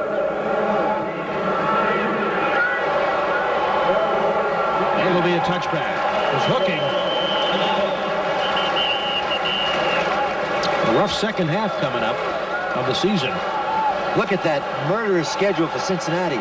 Seattle, Minnesota, Denver, New England. But look at the bottom. The record is 38-16 as opposed to Cleveland's 16s, 18-36. But I'll tell you something, as a former coach, doesn't mean a thing. No, don't All count. Cleveland's worried about is Miami tomorrow night. The rest of the things will take care of themselves because November is an important month. That'll tell you whether or not you're going to be home for Christmas, staying in the playoffs or not. First and 10 for the Bengals. Anderson, play action fake. He completes this pass to Rodney Holman, his tight end, who's not seen much action today, his first catch, and Keith Bostic makes the tackle from the secondary. Holman, a fifth-year man out of Tulane.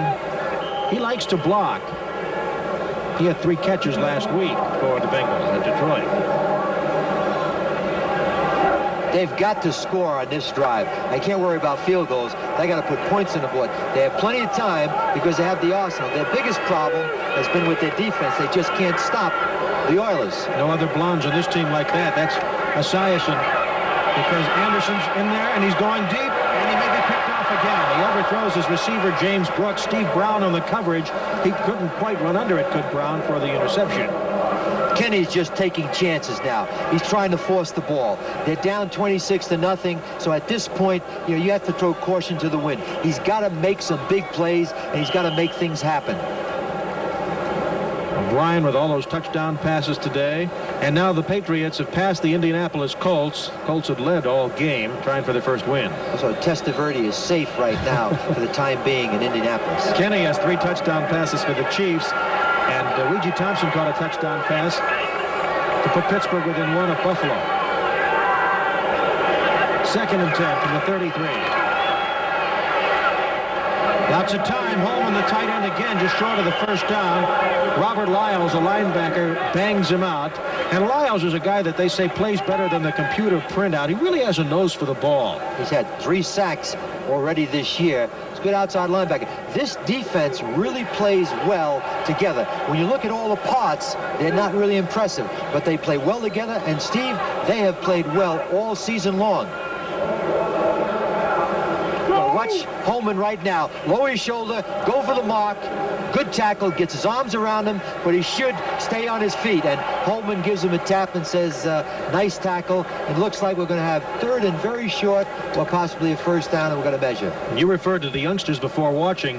That tackle by Lyles was textbook open field. Shoulder down. Shoulder down, he had his butt down, wrapped his arms, but you should never go to your knees. You should always stay on your feet and finish your tackle.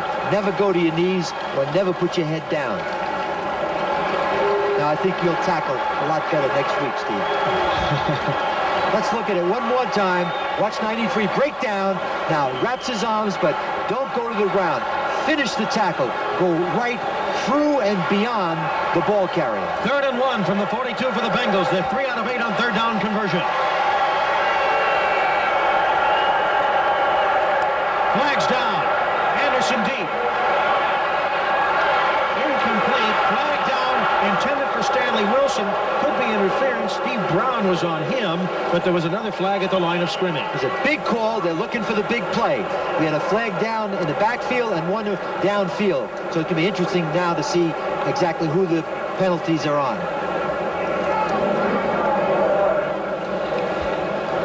If Cincinnati has a choice, they'll obviously take the pass interference downfield on the 30-yard line of the Oilers.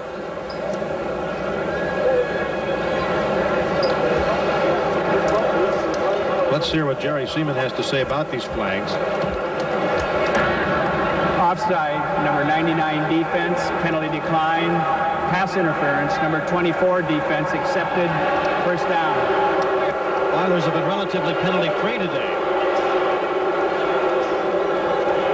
Doug Smith jumped off sides. Take a look at the penalty on pass defense. Steve Brown right now, you see Steve Brown clearly doesn't give him a chance to catch the ball. As a matter of fact, his left arm grabs the potential receiver. It's a good call. 2 penalties. The first offside, the Bengals refused. 10:33 to go, 3rd quarter. 26-0. The Oilers lead the Bengals. The ball is on the Houston 30. Brooks. The Oilers defense has sandwiched him well today. Robert Abraham was the lead tackler. Jeff Donaldson helped out. Mike Golick, number 68, was right in the middle of it. Mike Golick's a nose tackle for Houston, and Bob Golick is the all-pro nose tackle for the Cleveland Browns. Probably the only combination in the league where 2 brothers play nose tackle. Take a look at it again. Now, Brooks goes to the outside, can't get outside. He bends it back inside. Now, watch. There's the first hit right here. Now, watch the next one. Boom. Nice hit, Mike Golick. He's well below his rush. Dumps it off to Kennebrew. Kennebrew slips the tackle. Inside the 10. Touchdown, Bengals. And the key block by Eddie Brown. Eddie Brown knocked down Steve Brown and gave Kennebrew the ability to go in for the touchdown. 29 yards. And Anderson elusive. Good job on the part of Kenny Anderson. We haven't had a quarterback sacked today. Let's watch Kenny Anderson now. He's focused upfield. And here's where he dodges a bullet. Right there. Lays the ball off to Kennebrew. Now he gets inside John Grimsley. Now watch the block. Eddie Brown knocks down Steve Brown right there and takes Kennebrew. And when receivers block upfield, you get touchdowns instead of first down. Jim Breach, who had 2 field goals missed in the first half, tries the point after. It's good, and the Bengals are on the board for the first time today. 9:45 to go, 3rd quarter, and under the direction of Kenny Anderson, it is now Houston 26 and the Cincinnati Bengals 7.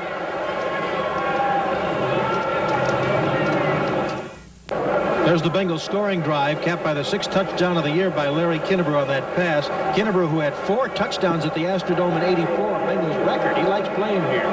They needed that. They got plenty of time in this quarter if they can just stop the Oilers. They get the ball back right now, get on a board, you'll be close to a ball game. What about Breach trying an onside kick here? This 9:45 third quarter. Too early. All right. He booms it high and short. And the Oilers return it to the 26-yard line. That's Willie Drury. Leon White made the stop, number 51 for Cincinnati. Atlanta Falcons on the board now for the first time, trailing by now 3 touchdowns in the fourth quarter. New England with a 6-point lead over the Colts. Chicago holding on to their 17-3 lead over the Buccaneers. Saints 2 field goals lead the Rams in the fourth quarter. Chiefs well in hand against Seattle third quarter. Redskins now lead the Packers in the fourth quarter. Minnesota by 7 over Detroit and a 1-point Buffalo lead over the Steelers. First and 10 from the 28 for Houston. They lead 26-7. Wallace, a little bit of running room there. And the man who replaces Butch Woolfolk is hurt. Tim Crumry from Wisconsin made the tackle. You know, receivers like Eddie Brown on that touchdown play, he has to go upfield to get open. And watch what he does right here now. He gets in front of Steve Brown. All he's got to do is occupy him, and it gives the ball carrier the most important thing right now, to make a choice, and Kennebrew makes it right into the end zone. Ray Horton is out of the secondary. John Simmons is in for the Cincinnati Bengals on the 2nd and 5. Horton's had a long day. He's being knocked right away. Rozier short of a first down as he crosses the 35 to the 36-yard line. Carl Zander 91 and Reggie Williams 57 on the tackle. It's too early for Jerry Glanville to put his conservative suit on. If he puts that pinstripe suit on right now, this game could get away from him, because Cincinnati has a lot of power. He should go back to what has been good to him, and that is get the ball upfield to Drew Hill. It's too early for me to second guess him, but hopefully he won't put that conservative hat on. Warren Moon 16 of 26 today, 184 yards. Most of them in the first half. 3 wideouts and a quick pitch. Rozier has the first down at the 40-yard line. Joe Kelly, the rookie linebacker, the first-round draft pick out of Washington, made the tackle. Last week, 4 tackles, a sack, and an interception against the Lions. They want to get his 4.6 speed in that lineup. Well, he hadn't played very much early on, but you know, when you have a great player like that, maybe he doesn't know the system as well as you would like for him to know. But in the final analysis, the most important thing is talent. Put him in there and let him play on a run, because he's going to make plays for you. First and 10 from the Oiler 41. They lead 26-7. 7:38 to go, third quarter. Rozier the single back. Now time for Moon. Way inside Bengal territory before he's cut down by David Fulcher, the rookie out of Arizona State. Anytime you get it back, isolated on a linebacker, you're going to have a big play. Everybody was going upfield, and they brought Rozier out of the backfield across. Now watch Rozier come underneath. He's being chased by number 91, Carl Zander. Get it back in open field. Now he's going to add more yardage onto it. Now they got great field position down inside on the Cincinnati 36-yard line. Moon, good statistics, over 200 yards now, 207. There was a cliche on that play, isolating the back against the linebacker, and it worked. First and 10 from the Bengal 36. Rozier stumbles as he gets maybe to the 35.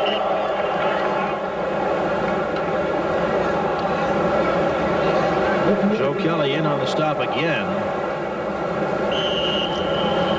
Bengals had just scored to get their first points of the game.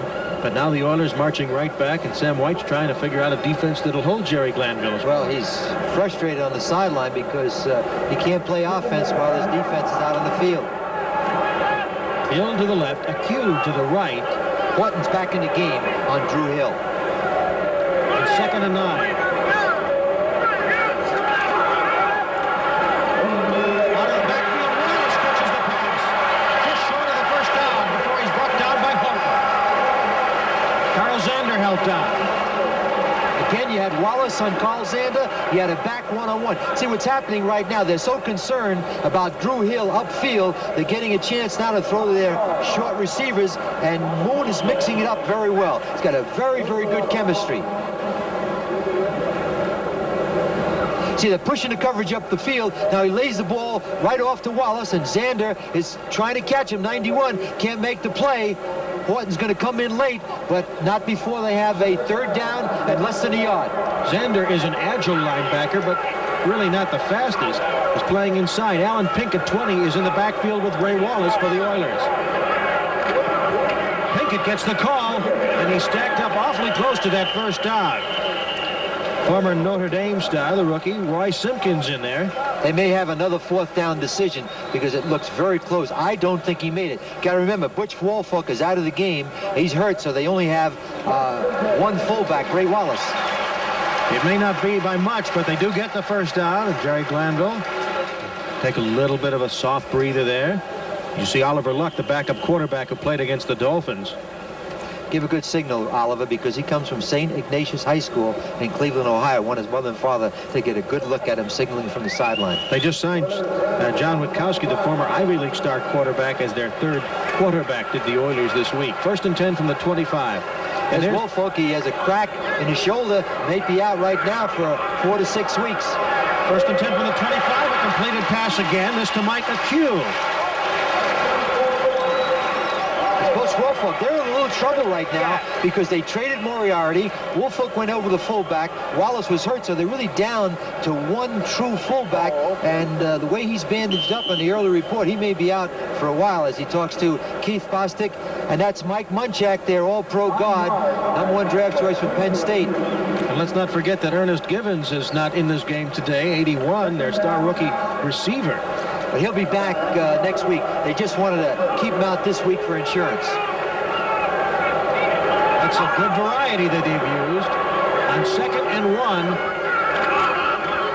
Rozier, having trouble, has to jump over some of his own blockers. Gets the first down, however, before he's banged out of bounds by Bobby Kemp. Biggest factor right now is the clock. The Oilers are keeping possession of the ball, and Cincinnati is not able to get on the field, and they've been struggling all day long with a defense that has not been able to stop the Oilers. We watch the pitch right now. What Rozier has to do is get outside and watch him go for the first down. Get a good block on Fulcher, the strong safety, but he breaks a tackle, stays on his feet, goes for the marker, and gets the first down. Becoming a better and better back because they're giving him the ball more and more. Oilers lead 26-7. They can still make a first down. It's 1st and 10 from the Bengals 12. Quick pass slanting over the middle toward the post was a cue, broken up. Lewis Breeden on the coverage, no flags. He reached in and made a good play. The problem was a cue, the receiver didn't look fast enough. Warren Moon wanted to get him the ball right away.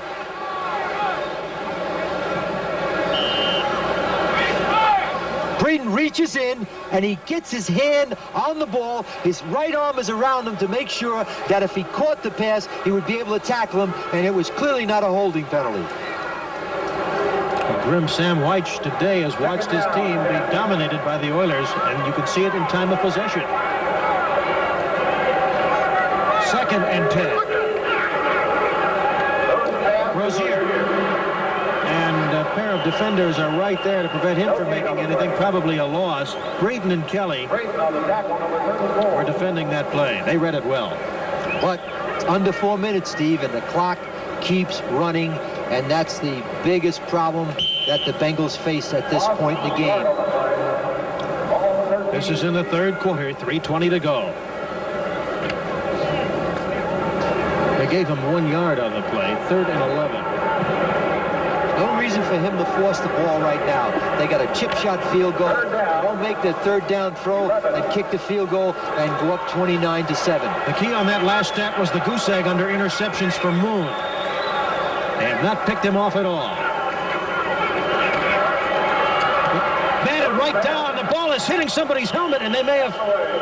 Oh, they almost had a chance to pick it up. That ball was batted. It bounced off a Cincinnati helmet, and a white uniform Bengal dove to try to catch that ball as it was falling. Watch, it's in the shotgun formation.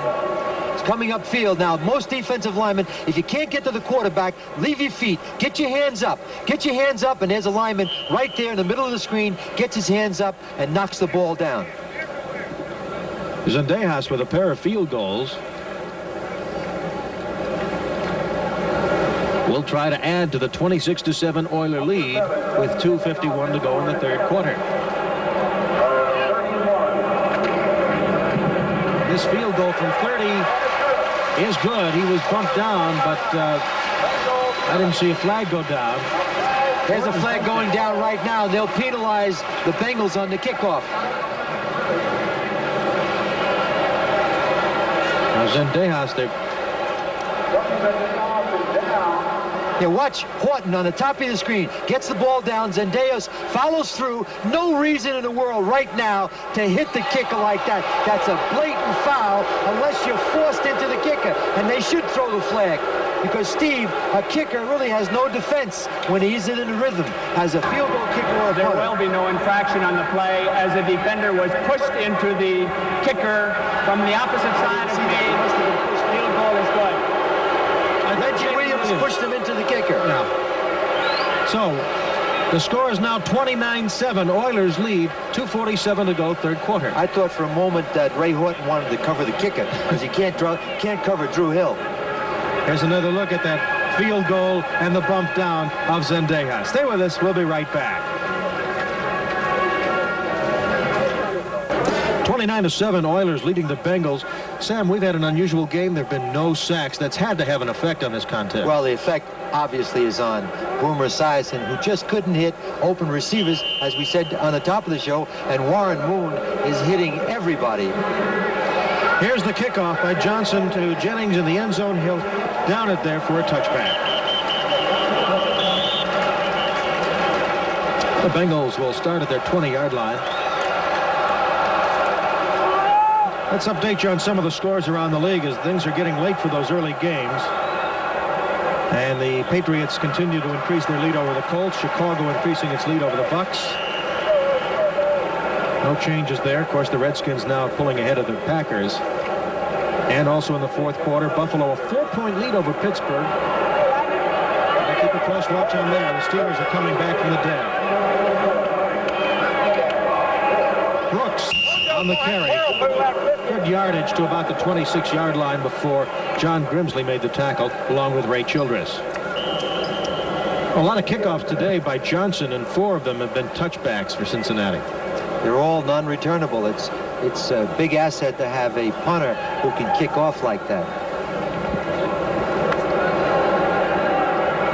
Eddie Brown to the left, Collinsworth to the right. There's your punter, Johnson. On 2nd and 4, Anderson with time. Eddie Brown, first down, and a good open field tackle by the Oilers' Patrick Allen, who's very nimble and quick. 16-yard completion for Anderson. That's what they have to do. They have to get the ball upfield. They can't run the ball. Watch Kenny Anderson now. Drop back, good protection, sets and throws. When he sets and throws and you give him time, he's one of the best in the business as Eddie Brown makes the catch. Now get out of bounds, Eddie. It's very important to conserve as much time as you can. 2:01 to go, third quarter of play. 29-7 in favor of the Houston Oilers. Quick slant drop by Brown. Jeff Donaldson covering, number 31. Eddie Brown really took his concentration off that football, and when you're going to go inside, you better catch the ball because they're going to hit you anyway. And Eddie's got a reputation for taking hits. He doesn't hear footsteps. He'll make the tough catch. He just didn't make it here. See how he kind of short-armed the ball and didn't follow through, waiting for the hit. 31. See, Eddie, he's going to hit you anyway, so he might as well make the reception. Jeff Donaldson, the free safety who replaced their starter, Policing. McGee is in the game now, replacing Brown. Anderson falls. He just better protect himself and the ball on 2nd and 10. Either one of the guards stepped on his foot, which was the reason why he fell down. 68, Mike Golick was the first man on him. Let's watch Kenny's feet. Watch as he pulls out. You can see right now, 64 Montoya and 65 stepped right on him, Mike Montoya. Montoya has good technique. It was Max Montoya, excuse me, stepped right on his foot. Watch as he pulls out right there. He steps on his right foot, and you can see Max Montoya's left foot. 3rd and 14 from the 38 of Cincinnati. Bengals with the ball. Rolling out is Anderson. Just before he's hit, he fires. And a good catch by McGee. Inbounds. It's good. Coverage, Richard Johnson, number 23. What a job McGee did on the sideline to keep both feet in bounds. 23-yard reception. He's rolling out to get good protection, although they've had it all day. Watch, he puts it right in it. Let's watch McGee's feet. Both feet now. Let's tap them both in bounds. Left foot, right foot short. Right there. Does a good job. Right in bounds. Good play. Tackle out of bounds by Richard Johnson. And Anderson is on the sidelines, incidentally. He was really hit. Lyday was coming in on a blitz from the secondary for Houston just as he released the ball. He got rid of that in a split second. And there's our replay man, Tony Viteri. He hasn't been very busy today. Happily. We did have that 1 6-minute delay on the punt penalties, but it did not involve the replay. But take a look right now. As I said before, he's got a toe dance on the sideline. He practices every day, 10 or 12 times. Got his left foot down, then he got his right foot down. Had good presence, and Boomer Esiason's coming in the game because the trainer was rubbing Kenny Anderson's right shoulder. Well, they're looking at it. That's they're going to talk upstairs. There's Tony Viteri. Now he's taking a good look at it. Indisputable visual evidence. It was ruled that the pass was complete. The play will stand. First down. Excellent call by Tony Viteri.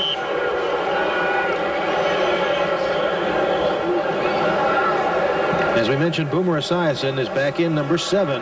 He was taken out at the end of the second quarter. Now his arm could be a little cold on 1st and 10 from the Oilers 39. Brooks. And he's going deep. Brooks has to come back for it and catches it. Brooks, touchdown. They got caught. They had a linebacker, 56, Robert Abraham, covering Brooks, and Esiason saw it right away, and he got him the ball.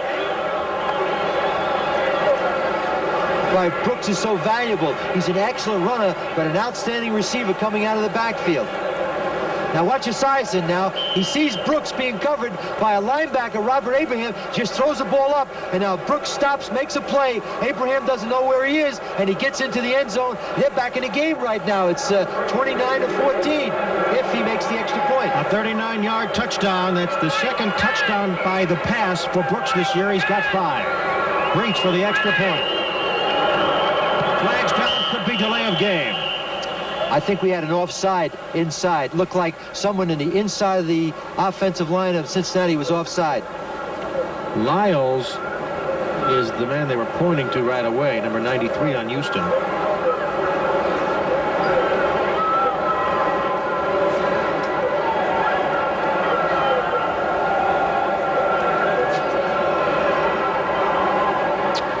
There's Jerry Siemens with the call. We have encroachment on the defense prior to the snap. A 5-yard penalty will be assessed on the succeeding kickoff. We will retry. The flags and the whistles all came before the snap of the ball. Yeah, it was obviously a dead ball foul. And you can't move 5 up yards closer. would be on the kickoff, and they get a chance to kick it over again. The boys Sam will go wild if they don't make this PAT now.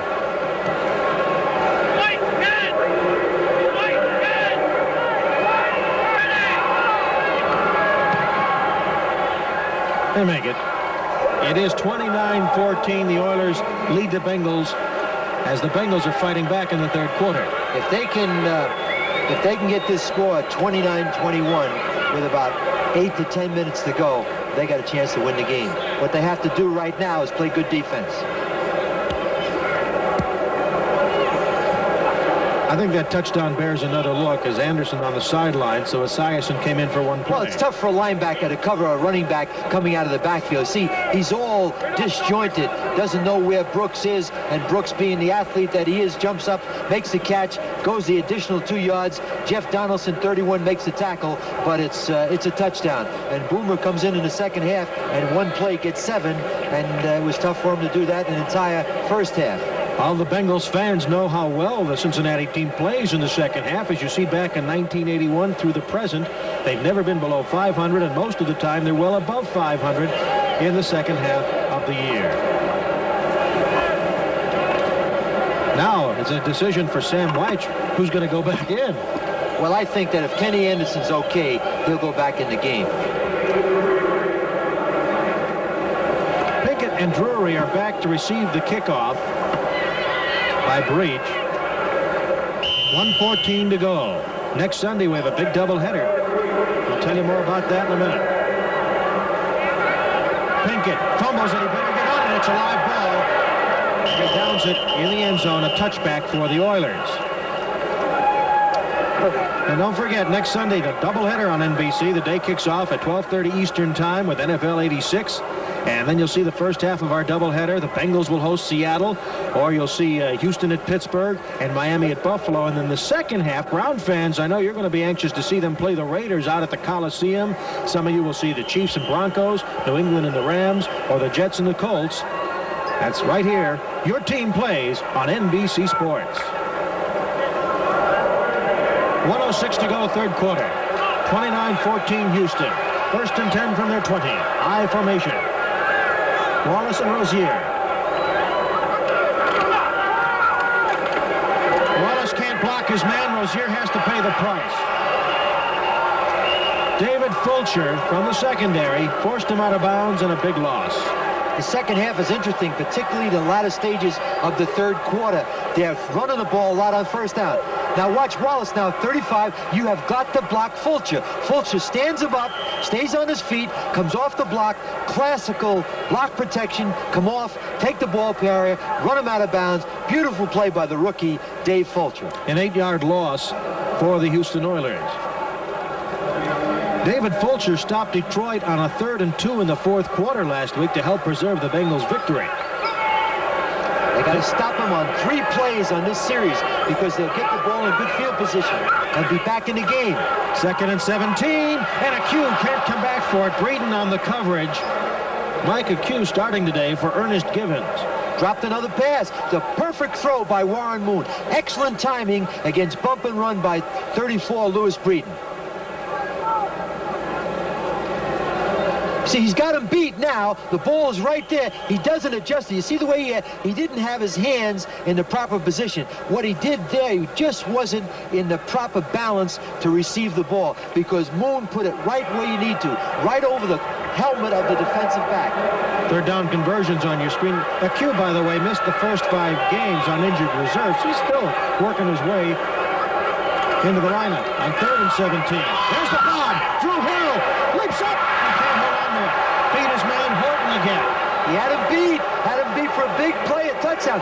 Horton is a beaten man right now. He cannot line up with anybody who's got a different colored jersey with the number 85 because that was another big play.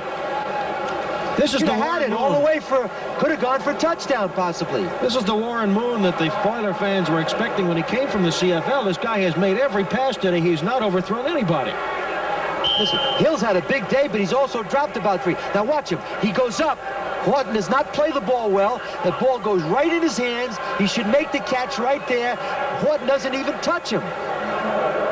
Again, it's a lack of concentration. Now Cincinnati not only will get the ball, they'll be in good field position. Johnson punting from the goal line to John Simmons. He had a 66-yarder earlier, and he backs Simmons up to the 42. He fumbles the ball, picks it up on the bounce. And a remarkable bit of concentration after blowing the ball. Simmons takes it to the 48 of Cincinnati. Lucky that's the round. Yes, sir. That's the end of the third quarter. The score, the Oilers 29, Bengals 14. We'll be right back after these messages from your local station. Tab Hunter guest. Sam White's on the sideline now. He's very concerned, but he's got the ball at midfield, has a chance to get back in the game. And Jerry, who's dressed in black, remember, Jerry, black does not mean conservative.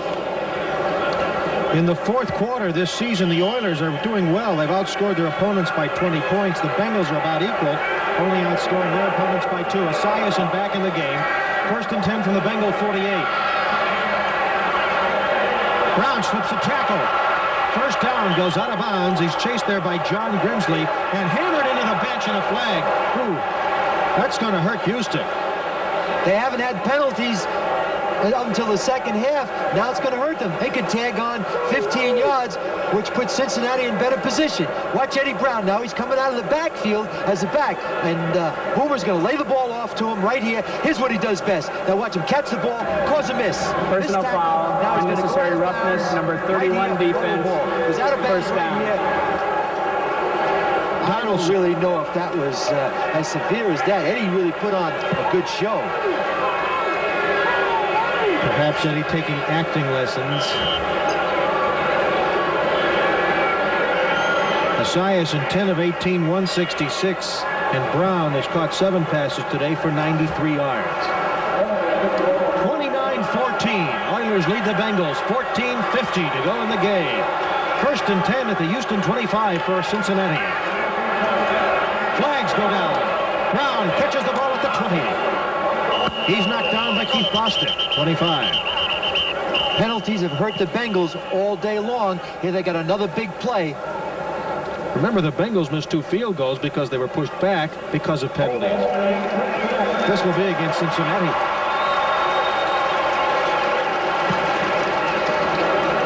And again, it's another costly penalty. Had a first down inside the 15-yard line of the Oilers. Holding, number 65 offense, still first down. Max Montoya. Let's update the scores from around the country right now, as there's lots of action getting going here in the NFL. The first games are winding down. Jets easily over Atlanta. New England piling it on the Colts now. They trailed in the first half. Chiefs had some more. Washington more cushion. Minnesota more cushion. And Buffalo hanging on over the Steelers. 1st and 20. To Brooks. Good catch. Good run. Stopped at the 27 by Robert Lyles and John Grimsley. Doug Smith also went back from his nose tackle spot to get him.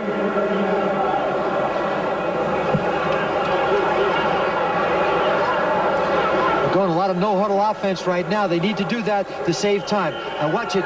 He's focusing upfield. Now he's going to lay the ball off to Brooks. Back to live action. Back to live action. Lots of time. Over the middle, Brown. Gets a block. Heading straight for the end zone, and a good tackle. Alan Lyday stopped him as Brown was making a beeline for the goal line. Recently activated. Lyday likes to mix it up, and he made a good tackle. Eddie Brown is one of the things that he does best. He can run with the football, and I think Cincinnati's doing the right thing right now. They're conserving time. No huddle offense. Goal to go from the 8-yard line for the Bengals. Brooks In the corner, Brooks. Touchdown, Bengals. He beat Donaldson. We got a football game. The reason we have a football game is Boomer Esiason is hitting open targets. That's the 1985 Boomer we're seeing in the second half. Brooks with his 2nd reception for a touchdown today, his 6th of the year. Yeah, it's great when you can have a running back that can play as a receiver, come out of the backfield, get isolated on linebackers or safeties, and make these kind of plays where he clearly beats Jeff Donaldson, number 31, for a touchdown. Watch him. Take a look. He turns around, makes a good catch. Brooks, 3 catches, 55 yards, 2 touchdowns, reaches extra point. He is perfect. Coming right in your living room, and this game is only an 8-point Oiler lead. Plenty of time on the clock. 13:10 to go in the football game at the Astrodome. And as it was on October 19th at Riverfront, this game is getting exciting. It's the Oilers 29, the Bengals 21. I know you'll stay with us.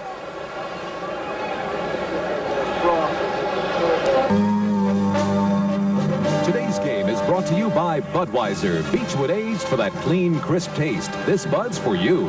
By Castrol, the motor oil engineered for today's smaller cars. And by BMW, the ultimate driving machine. To arrange a thorough test drive, phone your nearest BMW dealer. There's the difference. Cincinnati coming on in the second half. Right, you lose the game in the first quarter and you win it in the fourth quarter. Tells you a little bit right now about Cincinnati's character. They know they have to win today because Cleveland plays Miami tomorrow night and they're tied for first place in the AFC Central. If nothing else, Browns fans around the state of Ohio are doing all they can to urge the Oilers to hold the Bengals as Breach will kick off to Pickett and Drury. Browns fans are out of the kitchen now. They're back watching the game. You know the familiar voice of Sam Rutigliano. I'm Steve Grad. We're glad you're with us on NBC today here at the Astrodome.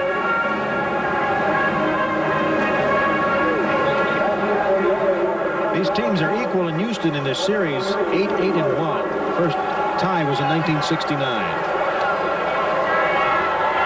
Bengals have had 3 touchdowns in their last 3 drives, 212 yards total offense in their last 3 drives. Neither team has a sack. 13:08 to go in the game. Willie Drury at the 5 for the Oilers. Straight ahead to the 25. Jimmy Turner making the tackle, 35 for the Bengals. Now, the bad teams will start to unravel here like a $35 seersucker suit. Can the Oilers hang in there? Well, what the Oilers need to do right now is to make sure, take a look at the numbers there by Esiason and Moon. They're both outstanding. But what the Oilers have to do right now is make sure they don't forget how they got here. They can't afford to run the ball on first down and sit on it. They got to get the ball upfield just the way they've done up to this point. 1st and 10 from the 26. Wallace and Rozier in the backfield. Woolfolk is out of the game. Fractured bone in his left shoulder. On first down, Moon to the air. Big pressure, dumps it off to Rozier. Can't hold it. Incomplete. Lots of pressure being applied by Jim Scow, the rookie from Nebraska. 6'3", 250 and good speed. He's in there on the defensive line, number 70. We had almost our first sack, but Jim Scow has replaced Ross Bronner, played some last week. Now watch Moon. As he drops back, the pressure's going to come from his left. There's Scow beating his man, beats Matthews to the inside, gets hold of him, and this is something Moon didn't do last year. He threw the ball away rather than take the sack. 2nd and 10 from the 26. 29-21 Oilers lead. 12:56 to go in the game. Here come the Bengals. Good screen to Wallace. But he barely gets back to the line of scrimmage.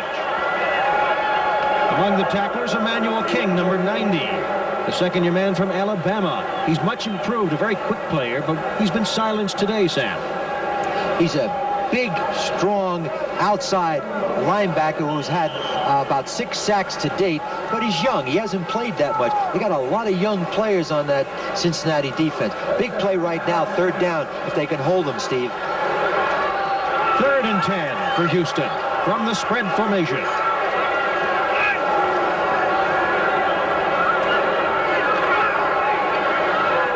Hill, caught. Was he in bounds? Yes. Roy Horton was beat again. They needed that play. Number 1 is to keep the ball. Just keep the ball, and Horton continues to get beat. He's got good protection. He's looking for Drew Hill, and you would also. Now watch Hill. Go up. Now get both feet down. Right foot, left foot down. Outstanding play, and Horton is 100 miles away again. They've got to help Horton because he cannot single cover Drew Hill. 1st and 10 from the 39. 12:10 to go in the game. 29-21 Oilers.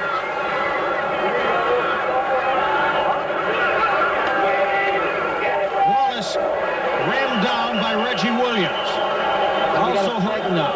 Got a flag on the play and a little fisticuffs on the sideline. Matthews is into it with one of the Bengals. Come on, guys, let go of each other's face mask. With the kid, Kelly again. That's the second time today Kelly's mixed it up with an offensive lineman on the Houston Oilers. 9 receptions for Hill, and Drew has tied his personal best for receptions in a game. Congratulations to him. He's dropped about 4. He could have about 13.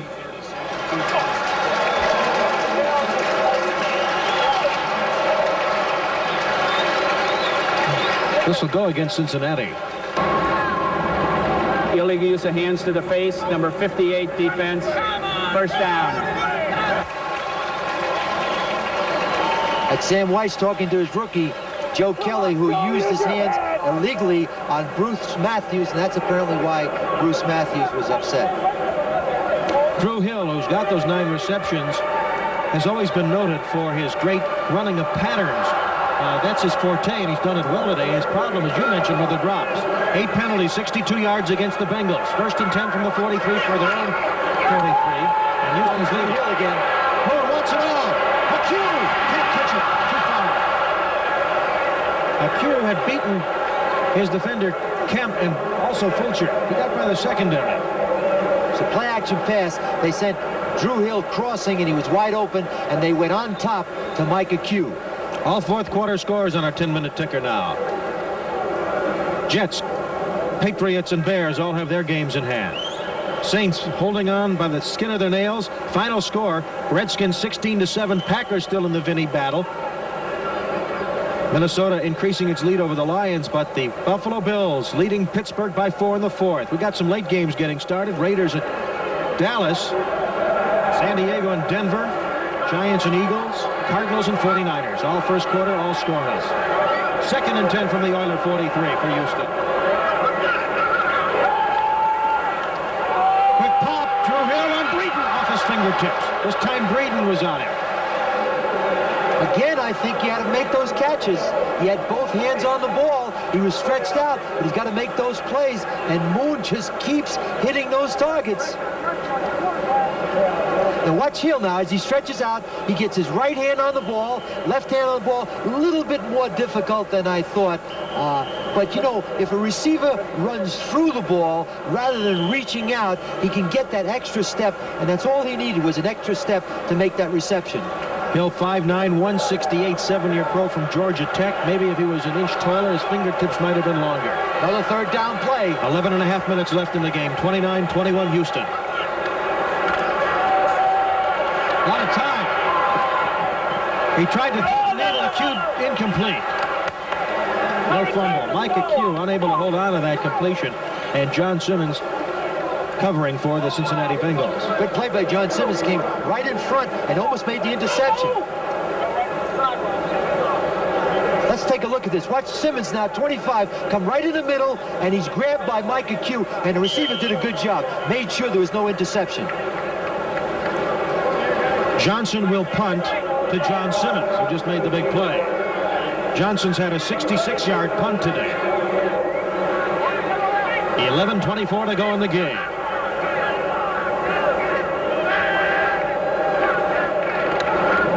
Flags down at the line of scrimmage. Fair catch called for by Simmons. He holds on to it at the 20, but there are flags.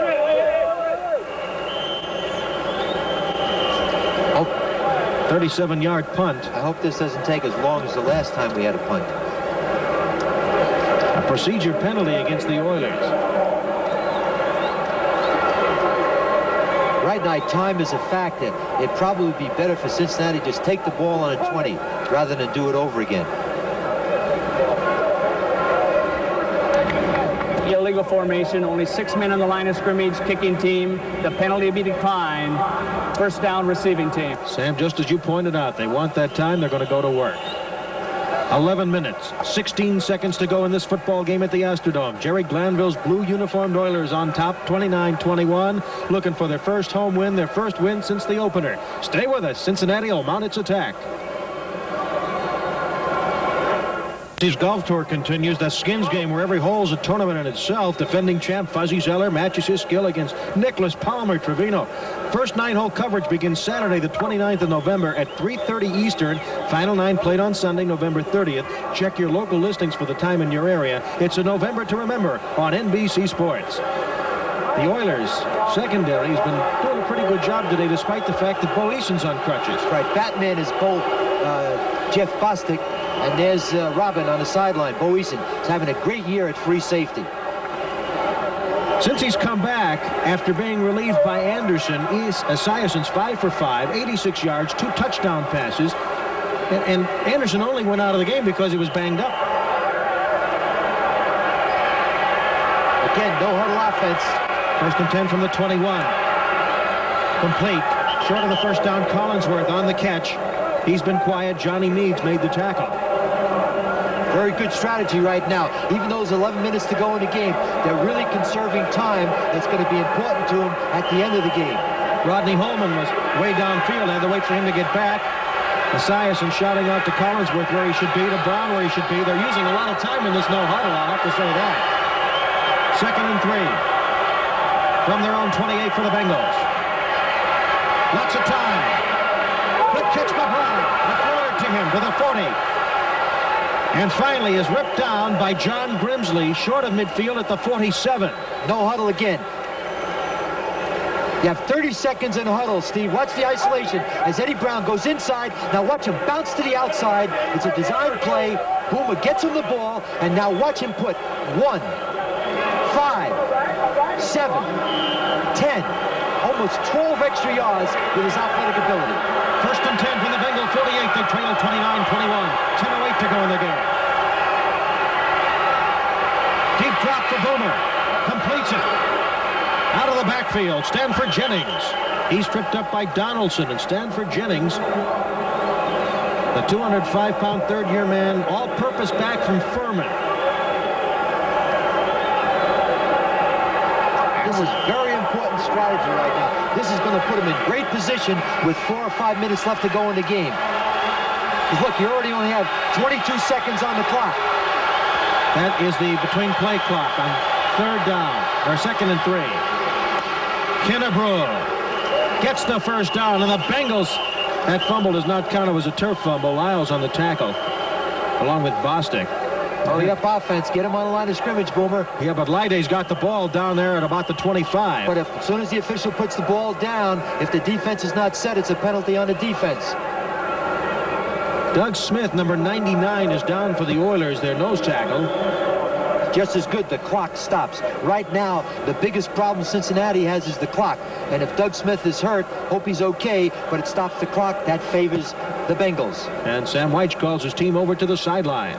Now, Steve, you have 30 seconds to call a play. Usually takes you 18 seconds in the huddle, and you work the line of scrimmage with 10 to 12 seconds. They're coming out of the huddle with 24 seconds on the clock. You add that on a series, that really helps the time factor as far as Cincinnati is concerned. 9:17 to go in the game. Stay with us.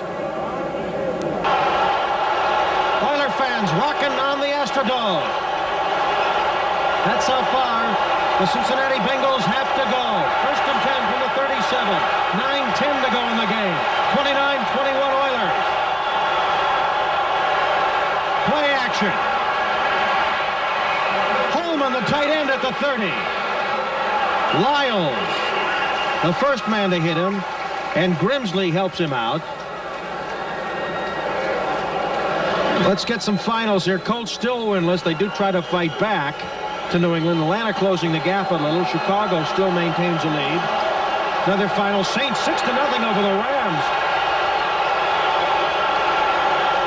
Kennebrew being realigned by Esiason on 2nd and 3 from the Houston 30.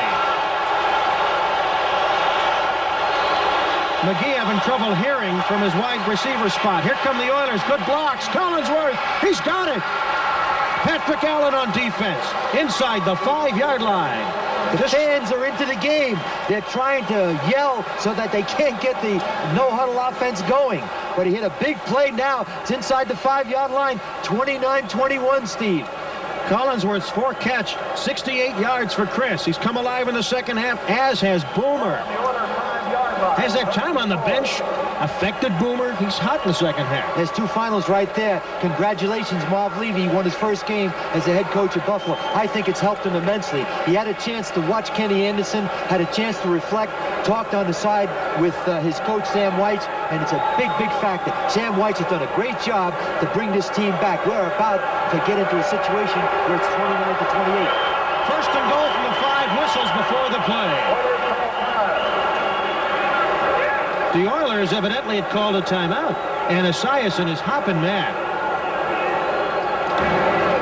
Timeout, Houston. That is their first timeout. They have 2 left. 7:32 to go in this football game. The Houston Oilers 29 and the Cincinnati Bengals 21. If you're just joining us, you're seeing a wild comeback by the Bengals. They trail 29-21, 7:32 to go, fourth quarter. First and goal from the 5-yard line. The Bengals have completed 11 straight passes. Remember, Steve, they were down 26-0. There's the comparison. Both quarterbacks having great days. James Brooks is a big man down here inside the 5-yard line. They've got Wilson, 32, and Kennebrew, 28 in the backfield. Play action fake. And Kennebrew Munoz doesn't get it. It's Munoz, the offensive tackle on a tackle eligible, 6'6", big target. Anthony Munoz gets out there. He did that 2 years ago against Cleveland, and they won the football game as a result of it. That tells you what kind of an athlete Munoz is.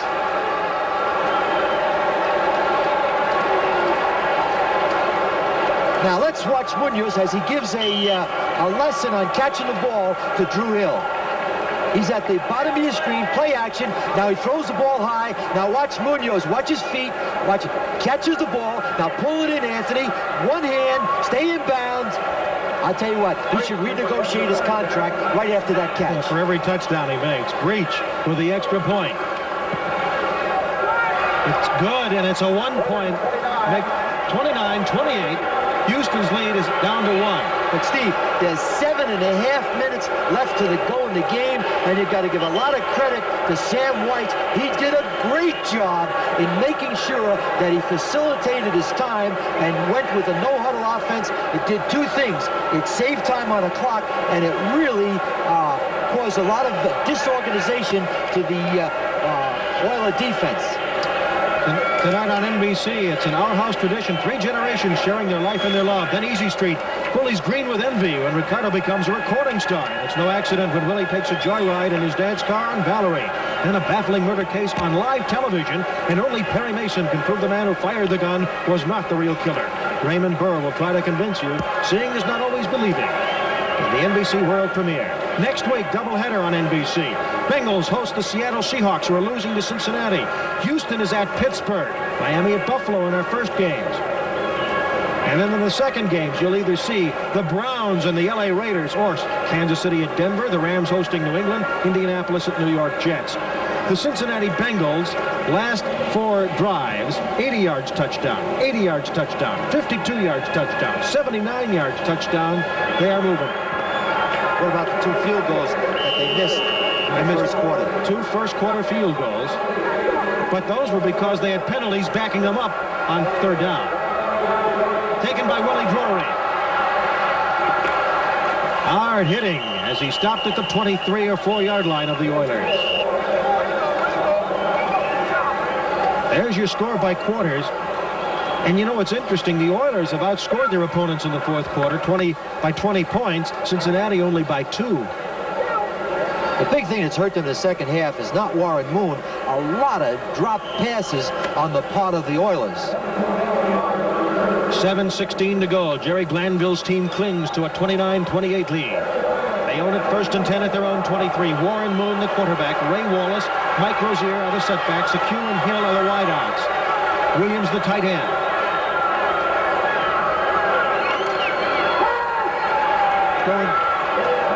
Throws it short, and Horton dropped way off of Drew Hill, and really Hill had him way beat. He's going to Hill all the way. He just pulled a string on it, had Hill wide open. I thought Hill was going to try to run by Horton. Then he pulled up. He was clearly open for a first down throw.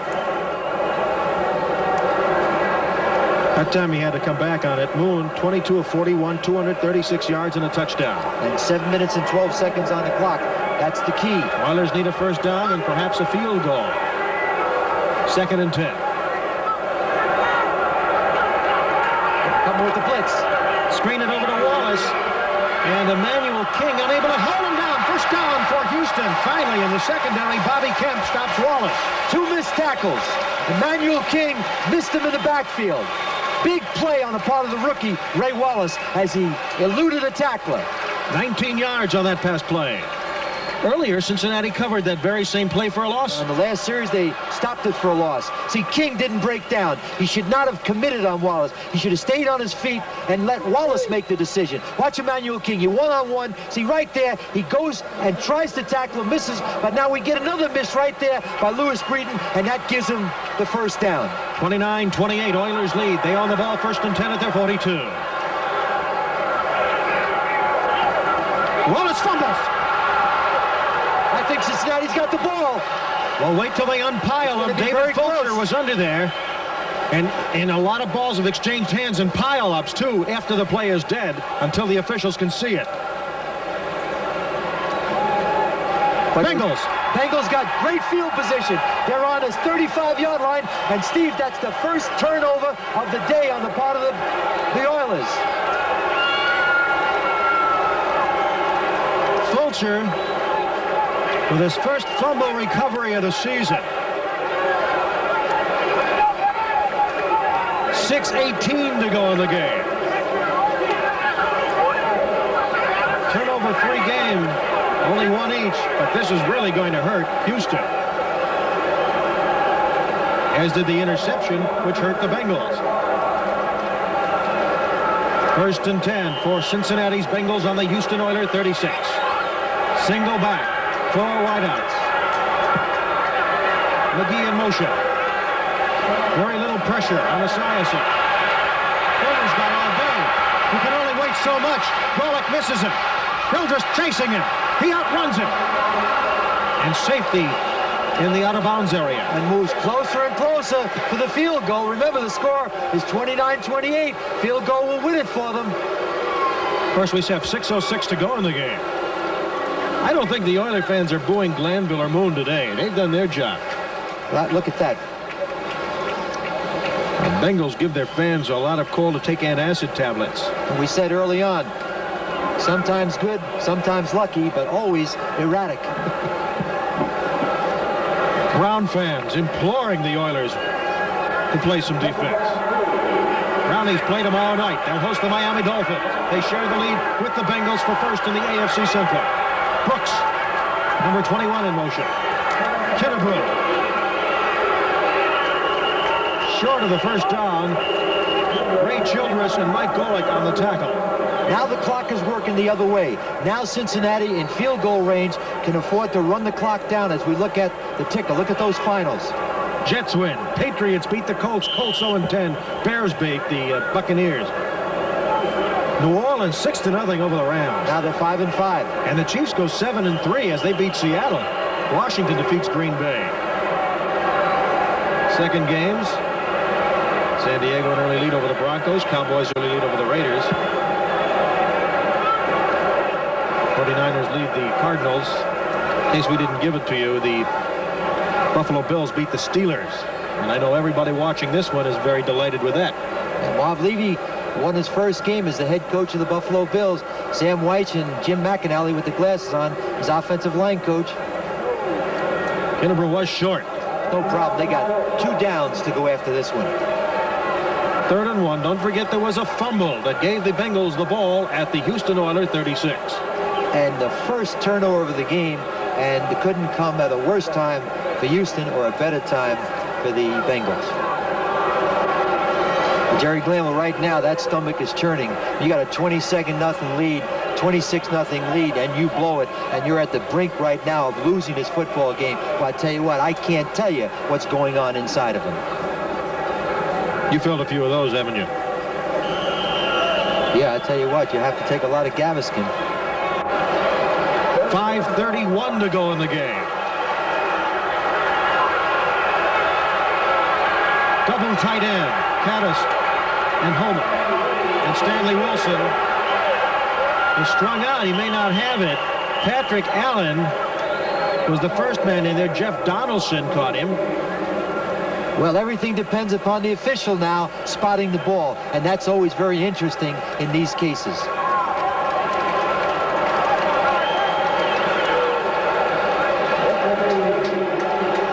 Fourth down. Fourth down and less than an inch. Come on, Sam. Make a decision. The clock is going. 4:49 left in the game. and they don't have to get to the 25. Wouldn't this be interesting right now if they don't make it? Half a yard to go.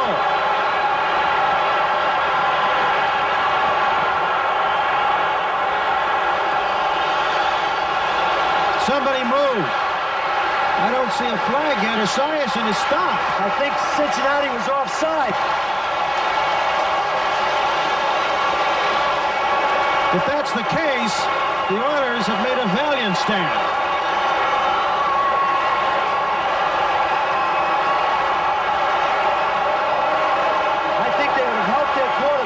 Had they called a timeout because the clock was running and the center snapped the ball too soon, then Boomer was not able to get the first down. So the choice was the Oilers. Now they have the ball and they dodge the bullet. Watch the center. See, he gets the ball up too early. See, and Boomer doesn't know what to do right now. And now if the Oilers can stop him, then it's their decision. And now they have the ball. Big play because they could have kicked the field goal to win the game. All right, Sam, it would have been about a 43-yarder for Breach. There's no wind in here. As it is, 4:24 to go in the game. Oilers with one timeout left. The Bengals have their full contingent. 1st and 10 for Houston at their own 26. They lead by a point. On the ground, Rozier. He's stacked up. Maybe a yard.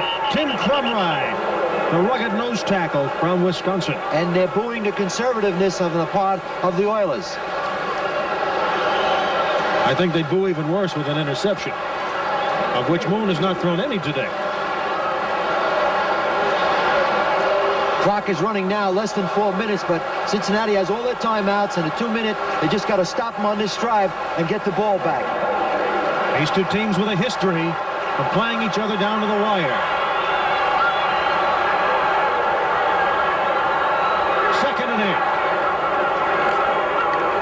8. Quick slant, caught. Mike Acue. Stopped by Lewis Breeden. 1st down, Oilers. If he had to make a tough catch, he made it at the right time. He got right down low on the ball. It was a low-thrown pass, but he caught it. But a key 1st down on the 40-yard line. Now watch 1, 2, 3. Deliver the ball. Now watch Acue. Watch his numbers right there. Gets down low on the ball and feels it. Breeden makes the tackle, but more importantly, they got good field position because even if they don't go down and score, it gives Cincinnati a drive of 70 to 80 yards to get back to win the game by a field goal. Both quarterbacks putting those numbers up, ringing them up constantly, and they're passing. Tim Smith, 83, with a dislocated finger, is in. They don't have any receivers left. Ernest Gibbons is hurt. Smith was hurt this week, and they waived Steve Tasker off injured reserve, and the Buffalo Bills picked him up. And there's Tim Smith. And by the way, Acue is noted for being able to make his cuts at full speed, and that's why he was successful as the clock winds down with a 1-point Oiler lead. 3:05 to go in the game. They try to run the ball to kill the clock. On a pitch out, Rozier cuts back up, maybe to the line of scrimmage, maybe a yard. Bengals defense ready. They got to use their timeouts now. David have to use their timeouts. Oh, how tantalizingly close the Cincinnati Bengals had come after that fumble recovery on the Houston 36.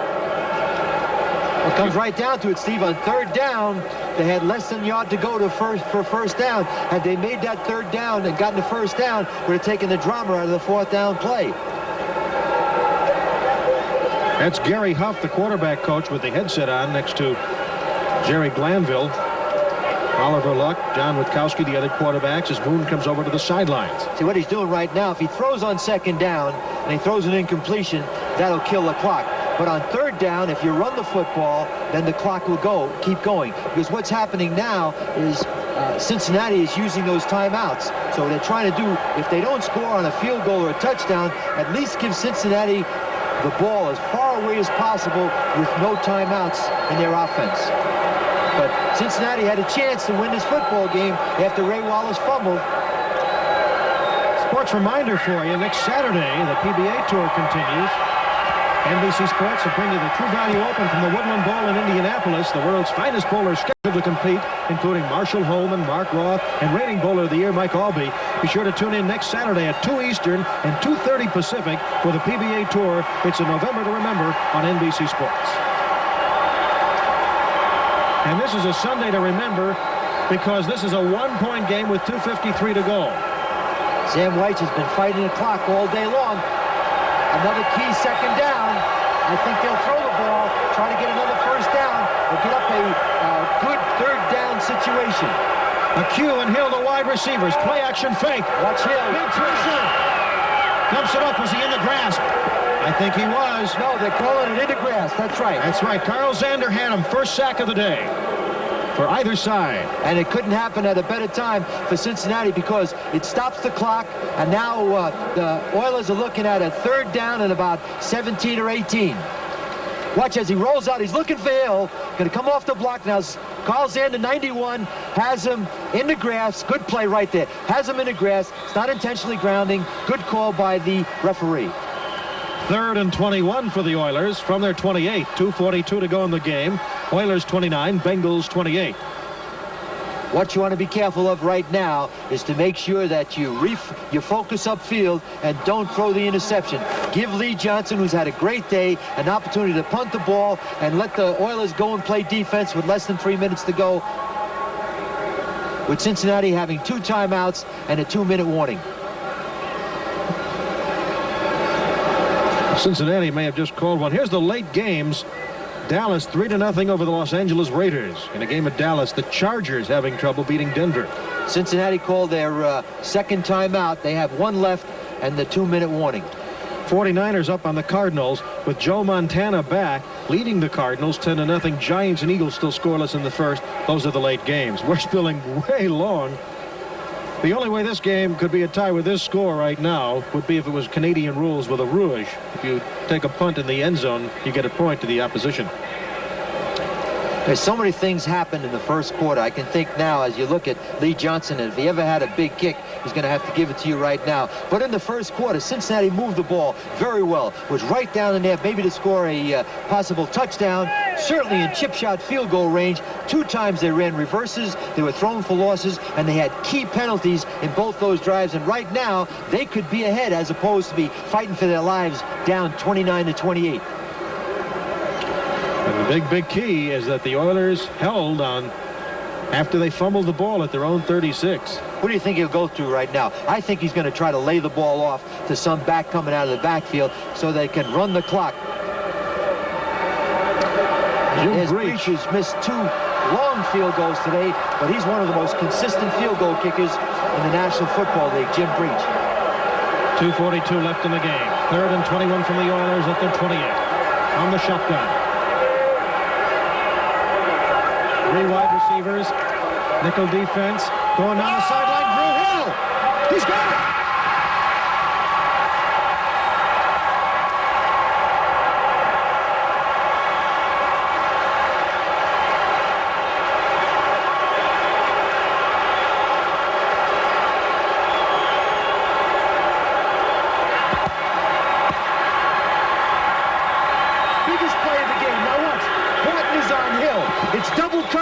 Bobby Kemp, 26, has got to make this play. Horton is depending upon him, but Kemp doesn't even look for the ball. He doesn't even look and make a play on the ball. Had he watched the ball and the receiver, it's double coverage. It would have been an interception. And Bobby Kemp right now gave the Houston Oilers the biggest play of the game. That was not on Ray Horton. It was double coverage. Bobby Kemp with his hands on his hips. It was double coverage, and he should have been over there to make the play. I don't know why he's shaking his head right now, because they had given Horton some help, because Drew Hill has hurt Ray Horton all day long. After that 45-yard pass, the Cincinnati Bengals used their last timeout. 2:16 to go. They'll get the 2-minute warning timeout. But now they've got to stop the Houston Oilers. It's happened all day long. Cincinnati defensively has not been able to stop the Oilers in key situations. And if you could put your finger on a situation that was any more key than that last catch, it didn't happen in this game today. They double covered Drew Hill, and not only should the ball have been knocked down, Bobby Kemp should have made an interception. You see, on double coverage on a zone to that side, Horton has him short, Kemp has him deep. The quarterback's going to try to throw the ball over the corner in front of the safety, and the safety, as soon as the coverage starts, has to run like his house is on fire to get to the sideline, get to the ball, and Bobby Kemp just trailed Drew Hill, never even made a play on the ball. One of the reasons the Oilers are in this game with the lead is that in the giveaway takeaway department, they're minus 12, but today they're even one turnover, and they took away a turnover from Cincinnati. Well, Cincinnati recovered that fumble on the Oilers' 35-yard line. They were not able to knock out a first down, had a chance to win the game, and it slipped away from them. Oilers leading 29-28, first and 10 from the Bengal 27. That's Dressel, the backup tight end, busted play, and Moon will try his best to get something out of it. Right now, try his best not to get buried under the turf. Fulcher was right there. David Fulcher stuffed the play from the secondary. And we're going to get the 2-minute warning. The Oilers need right now is to knock out another first down, kill the clock, because Cincinnati now has no more timeouts. So that's what they're going to work on. Well, they still believe, and the Oilers right now That sign was made up by all the Oilers coaches' wives. And there's the insert that's most important right now. All of Ohio is watching this football game, and the Cleveland people were a little disappointed a few minutes ago, but they got to feel good now, right now, because, again, Pittsburgh lost. If the Bengals lose today, the Browns can go into the Monday night game tomorrow, which will have 80,000 people at Cleveland Municipal Stadium, win the game, and they'll be in first place. I don't remember the Browns hosting a game that late on a Monday night this late in the year. It's going to be chilly, I would guess. Good advantage for the Browns, because I don't think those warm weather teams like to come up to that cold weather. You know, interestingly, when Moon has passed for over 300 yards, the Oilers are 1-8. He's got 310 yards passing now, but sometimes that's misleading because he has to play catch-up. That stat may go out the window after this game. Moon wants quiet. Second and 10 from the Cincinnati Bengal 27. 2 minutes to go. Two tight ends, Dressel and Williams. Take all the time you can off the clock, Warren. Just run the clock out. Take the tackle, get up slow, let the clock run. Cincinnati has no more timeouts. It's running now at 1:51 and going down. Just keep going. It's second down. Just keep the clock running, because I think they're going to kick a field goal on fourth down, so they put Cincinnati out of the ball game. If they kick a field goal, Cincinnati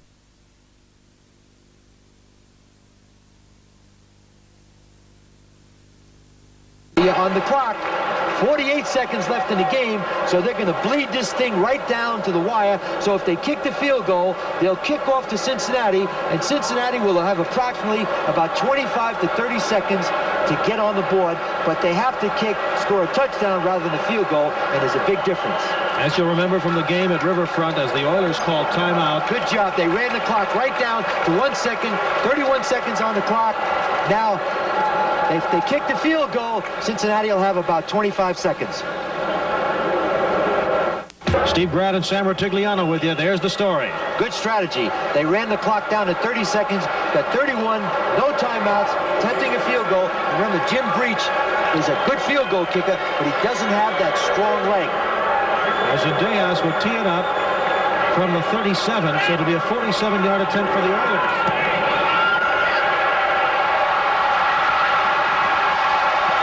Pressure kick. Pressure kick. Now the Bengals have to score a touchdown. Big, big kick, because the Bengals don't have to move the ball as far. They kick a field goal to win the game. Now they have to score a touchdown, and there's 26 seconds left on the clock. Excellent play, and the big play in the drive was the catch by Drew Hill that gave him a first down. Watch Zendejas get down, hit the sweet spot, and watch the kicker. Up, up, and away. Get the hands up. It becomes an official big play, because now the Bengals have to score a touchdown as opposed to a field goal. Tony from Nevada Reno is hot today. Hasn't missed a field goal try. Early prior to the game in practice, he was wide right every time. He made a great adjustment. Now Cincinnati's got to throw the ball deep. They cannot complete a pass inbounds. If they complete a pass inbounds, the clock's going to keep running. If they do that twice, this ball game is history. They got to go deep, hopefully for a big catch or a pass interference call, and give Jim Breach a chance to kick a field goal anywhere between 50 and 55. I mean, Jim Breach can't win the game. They got to score a touchdown. Now, that field goal made it 32-28 Oilers, and it broke a string of 21 straight Cincinnati Bengal points. And remember, Cincinnati had a chance to win this game. They recovered a fumble on the 35-yard line of the Oilers, went after it 4 downs, could not get a first down. Otherwise, this game could have been looking a lot different at this point. Then the Oilers came back and held on to the ball and kicked a field goal with 26 seconds left to go on the clock. Johnson will kick it off. McGee and Jennings are deep for the Bengals. And he sends it to the end zone, as he's done most of the day. But McGee will take a reverse. And he gets a hold. The Oilers get. But to the 33, and you know, had he continued his path, it's easy to see up here, not on the field. Should have kept going outside, yes, Steve, because what he would have done was stop the clock. Absolutely, and probably picked up another 20 yards. Eric Fairs made the tackle with 18 seconds left in the game. Now, Boomer's got to go deep twice.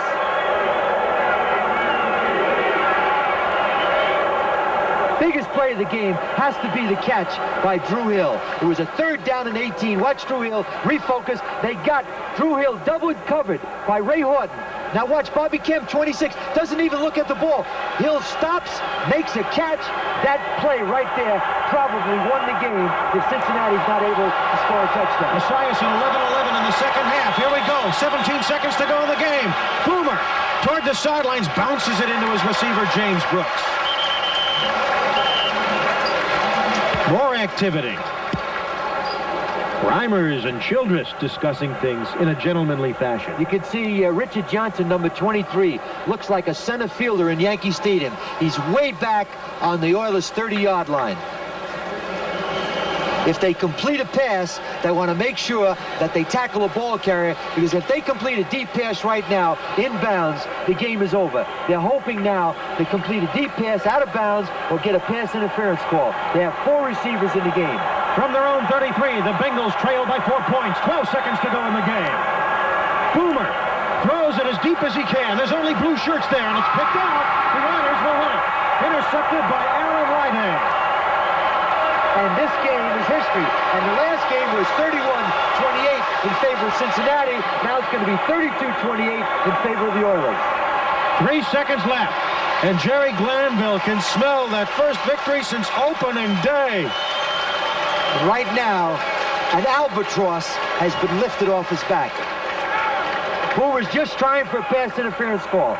Just trying to get a pass interference call or some kind of immaculate reception. He goes up. Now what he should do is don't run. Just go down. Just go down to the ground. Don't try to avoid a fumble at that point. Because I've seen that happen, Steve, where you get a fumble, the other team gets the ball. And we lost a game once as a result of that when I was an assistant coach with New England. On the Oiler 19, all they have to do is eat 3 seconds. And Houston will have a victory, a hard-fought Central Division battle over first place Cincinnati. That's it. And the Cleveland fans can take a deep breath. They host Miami tomorrow. Jerry Glanville coming across to shake hands with Sam Weich. 32-28 Cincinnati. And our Budweiser MVP, sponsored by Budweiser. Today, Warren Moon of the Oilers. Budweiser will make a contribution to the United Way on behalf of all our MVPs selected in today's game. The only passes that weren't complete were the ones that were dropped because Moon had the great touch today. Sam Weich's team made a great comeback, but it fell short. Well, there's a lot of plays in this game that could have decided it either way. But what you have to look at is the Ray Wallace fumble. Cincinnati took 4 shots at it. They couldn't do anything with it on Houston's 35-yard line. Houston came back with a 3rd down and 18 with Drew Hill for a big catch. Went in and kicked the field goal, which meant Cincinnati now had to score a touchdown. They only had 26 seconds left on the clock. For Sam Rutigliano, this is Steve Grant saying so long from the Astrodome in Houston, where the final score again was 32-28, the Oilers over the Bengals. Now stay tuned for a recap for all the early games on NFL 86, coming up right after these messages.